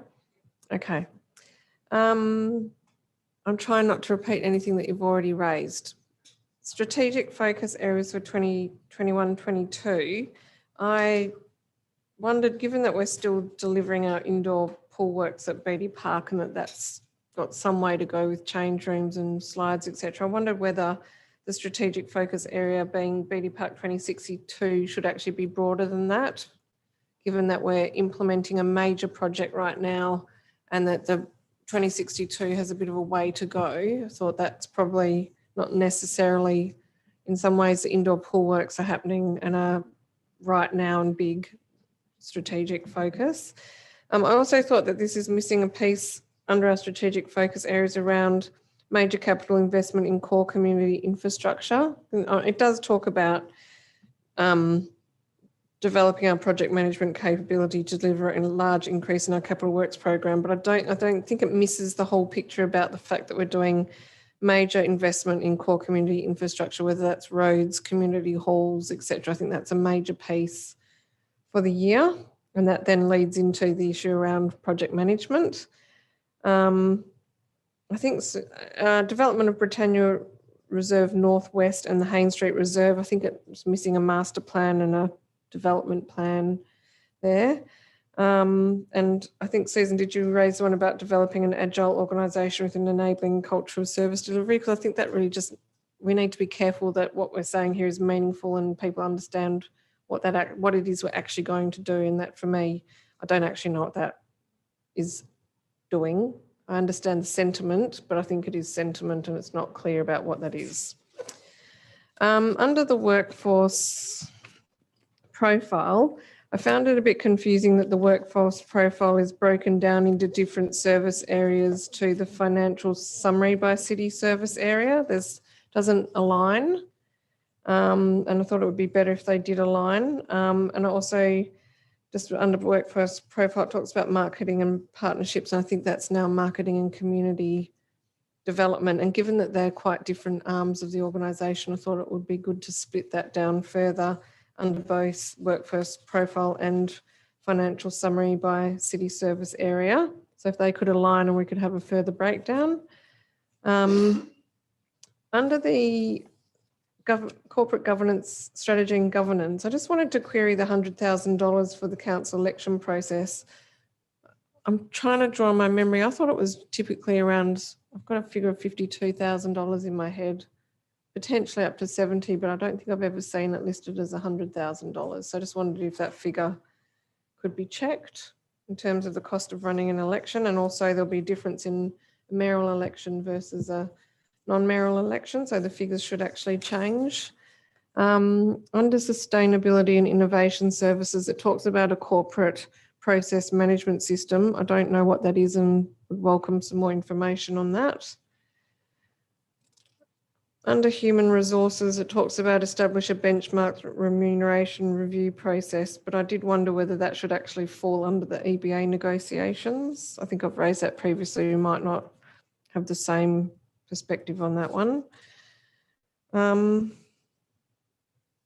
And then really when I'm going through the service area deliverables, I'm still confused about whether this is supposed to be a full picture of the work that's being done. So for example, if I look at policy in place, I'm not seeing any mention here. I'm seeing it in the capital works forward estimates, which is fantastic, but I'm not seeing any mention here of the Banks Reserve Plaza consultation and design. I'm not seeing a mention of character areas and heritage area policy review, Woodvale landscape plan. So there seems to be things, I'm not sure, is this supposed to be a full comprehensive list of those major projects for each area? Because those ones for me are missing. Establish a public portal for customer request management. I think, Susan, you've already flagged that question about when. It's something we've talked about for a while, and it's hard to tell from the ticks what that means in terms of when that's happening. Under ranger services, again, if the service area deliverables are supposed to be a full picture of some of the projects underway, I was wondering whether it should include the parking ranger trial project and reporting of outcomes, and whether there should be something around increasing graffiti removal in terms of, I know that's a, a staffing resourcing issue, but is that going to lead to, some change in the way that the graffiti removal program is tackled? Under the parks area, I just wanted to check whether these service area deliverables have been cross-checked against the public open space actions and greening plan actions. Under engineering, I was wondering whether this is the place where we should see the major body of work around assets, because that's not mentioned under operational deliverables. Also the mini roundabouts trial, and whether this is also a place where the 40k per hour target would live, or whether that's policy in place. That's a significant project. Waste doesn't mention FOGO rollout under their service area deliverables. Through you, Mayor Cole, just to clarify, you've mentioned Banks Reserve and you just mentioned FOGO, where we've listed a project as a strategic project at the front of the document. We haven't repeated it as an operational deliverable. So major projects have their own listing, and they'll often be across multiple directorates as well to deliver. So they're not sitting as operational deliverables. So we've covered FOGO and Banks Reserve under the strategic projects listing, as well as the accessible city strategy, which picks up on things like urban design interventions like mini roundabouts and the 40k zone trial. Okay, well, I guess I'm reading this differently. Like for me, when looking at strategic focus areas, I would think that that's like pulling out the highlights from the body of the document. But I mean, my personal preference would be that they are then listed under each service area. Oh, sorry, just to clarify, not strategic focus areas. There's a listing for strategic projects, which has what the page top, are you referring to, CEO? So it's the top 10, more give or take, the top 10 list of projects. So through you, Mayor Cole, it's page 22 on my document, just before the CEO KPIs. There's a summary of strategic projects. Yeah, still feel the same. So I don't know, see how other councils feel, but I mean, that's sort of saying what area of SCP they come under, but then you're going into service areas. So I think it needs to be cross-checked in both. That would be my view. Seems to be generally no. Councillor Toppelberg's shaking his head at me. Anyway.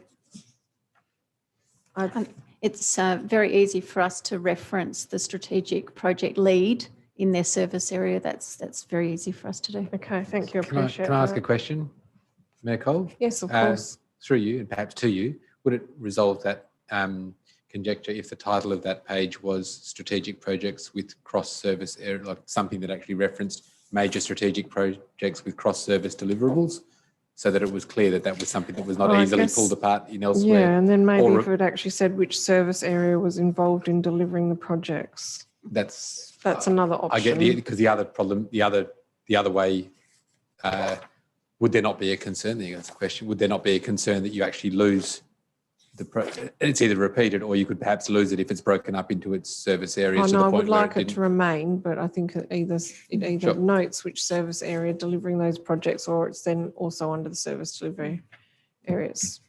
And through Mayor Cole, just to clarify, nearly by definition, all the strategic projects are cross-organisation or whole of organisation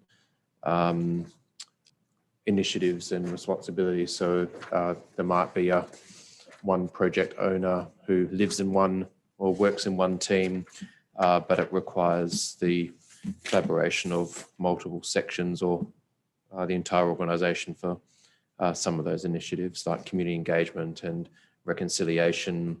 The FOGO project is a waste project, but it's going to involve a massive customer service and community engagement effort during the course of this year.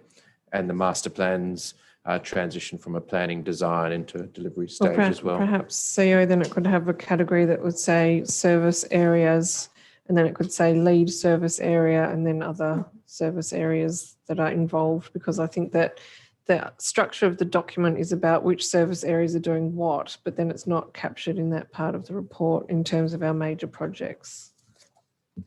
Yes. So then I've got implementation of communications plan under the marketing, customer service and community development section. And I think that was all. Thank you. Any further questions, Councillor Hallett? Sorry, just to follow up around some of the ticks. On the table of strategic projects, it's got the ticks and numbers. There's a key around CapEx and OpEx on there, but a key around what ticks mean doesn't appear till a few pages later. And I just wanted to query, I guess, what the ticks mean in a couple of areas. So under range of services, this can be all on notice. Review and upgrade the city's parking management systems and infrastructure has only ticks in all years. And does that mean that this work is all done in existing operational budget and requires no further allocation for projects or for new infrastructure?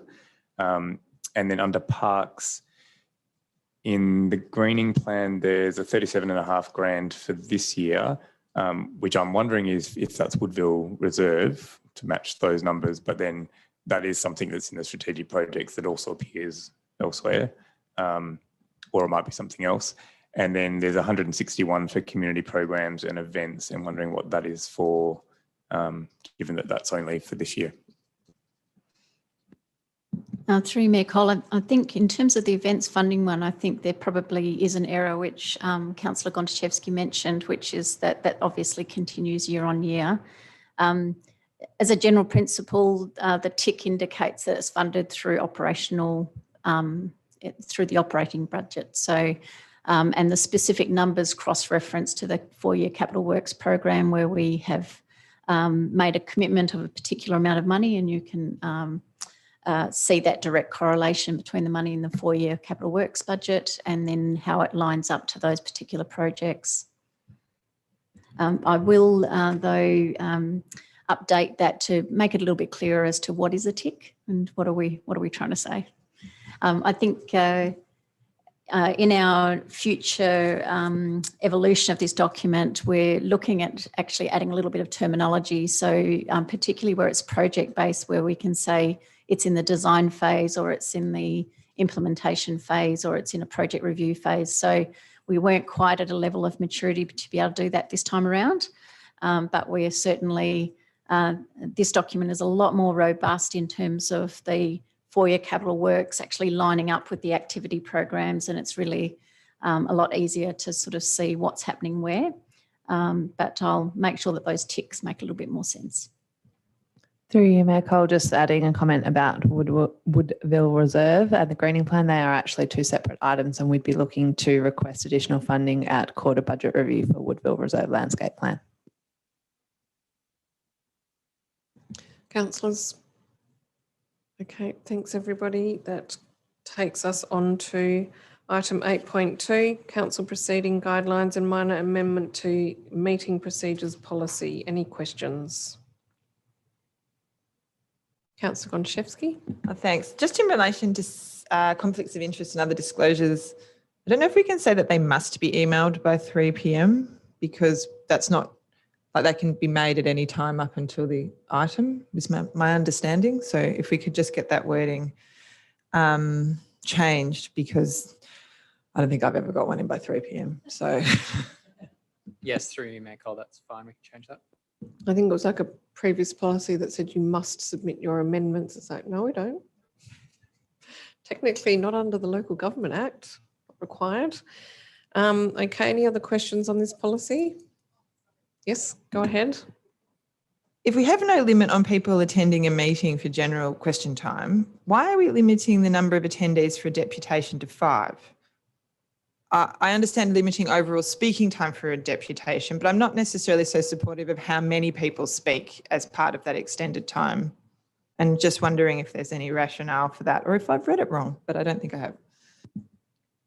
Through Mayor Cole, that one we hadn't specifically reviewed. It's the same as what it is now, but I think it was more in terms of 5 people actually coming up to the podium at once being the limit, just in terms of managing people. We've never had 5. I think we've only ever had singles, haven't we? A couple of doubles. Yep. Okay. So very little change put forward. And the presiding member does have discretion to close public question time. Like if it was going on for 5 hours, there's always discretion. Yes, through Mayor Cole, the requirement is just that it's available for a minimum of 15 minutes, and then following that, it's open to the presiding member to close. So in this evening's example where we had no one speaking, with it being available for a minimum of 15 minutes, were we supposed to sit for 15 minutes and leave it open just in case someone attended late?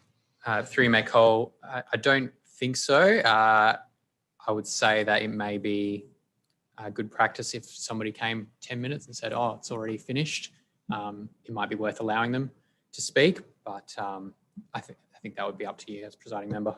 I'm just wondering if that needs any clarification, like a minimum of 15 minutes unless no one is wishing to, to speak for that duration or something. Does that need to clarification? Yeah, I'll check in the Local Government Act, because there might be an actual more clarity in there, but if there is, then we won't need to update the policy. I'll just mention that in the briefing notes, but otherwise we can provide some more clarity in the briefing notes if you'd be, if council would be happy to accept leaving it open if somebody did come in late.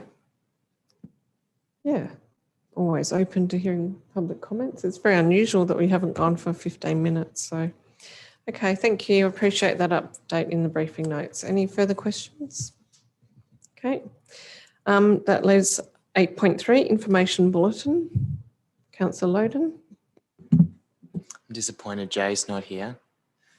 So on the development applications, it shows that we increased between June and July, we increased from 117 to 150 outstanding applications, but we had 34 DAs lodged and we determined 27 of them. So the math doesn't work out in my head. So I was just wondering if that could be clarified.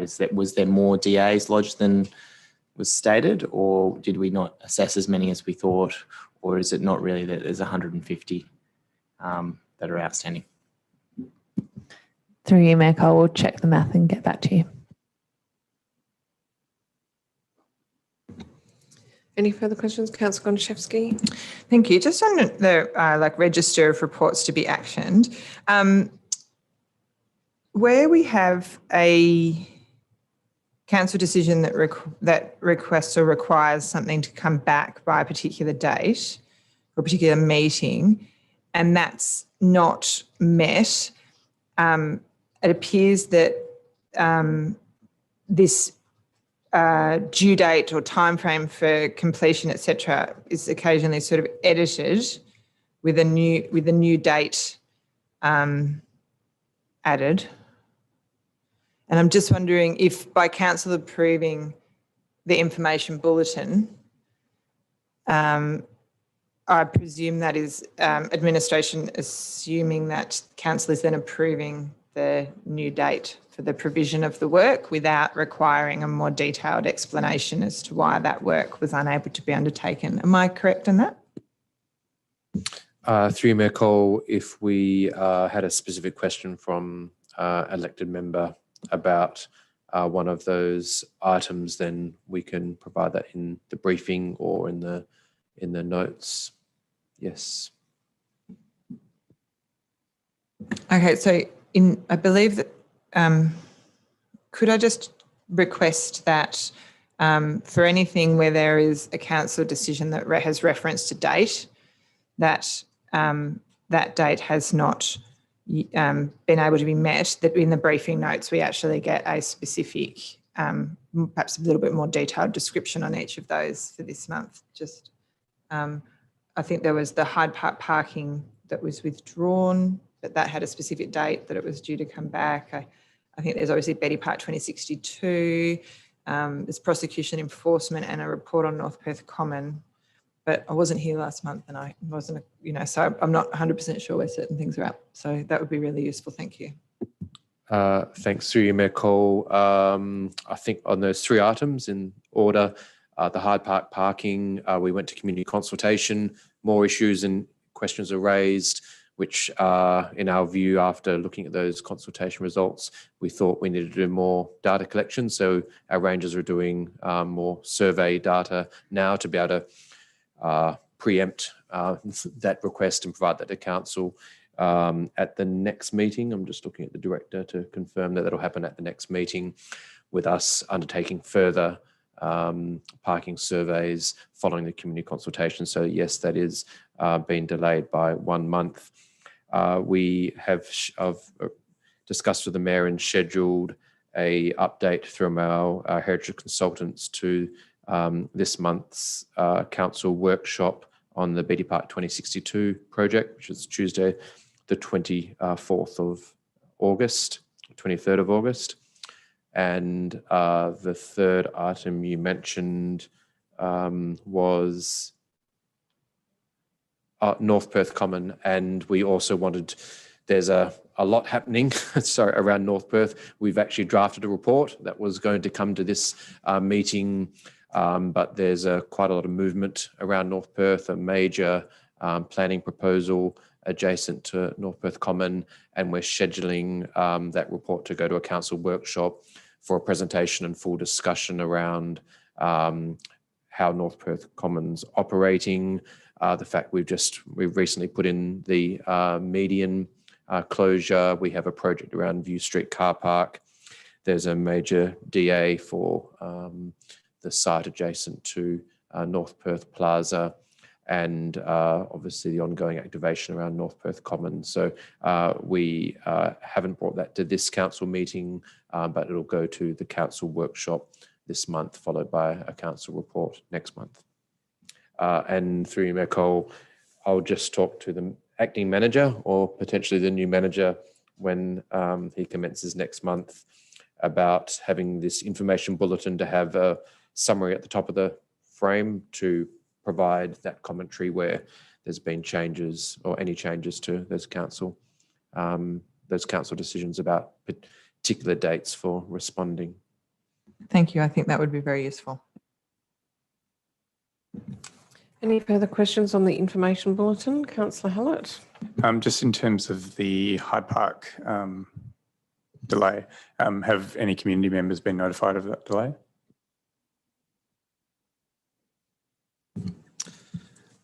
Through you, Nicole, I don't think they've certainly not been informed the report was coming, and then we've withdrawn the report. I just don't think we've informed them when the report's coming. So if that makes sense. I can't recall whether the original decision required it to come to this meeting. Yep. In which case that's in the public domain and would be expected, I assume. And it was a community member that kind of originated it. Okay. Through you, Michael, I'll find out what the community have been told and I'll put that in the briefing notes. Any further questions on the information bulletin? Okay, that completes that item. Councillor Hallett, you wish to discuss the confidential attachment for item 6.2? Yep, okay. So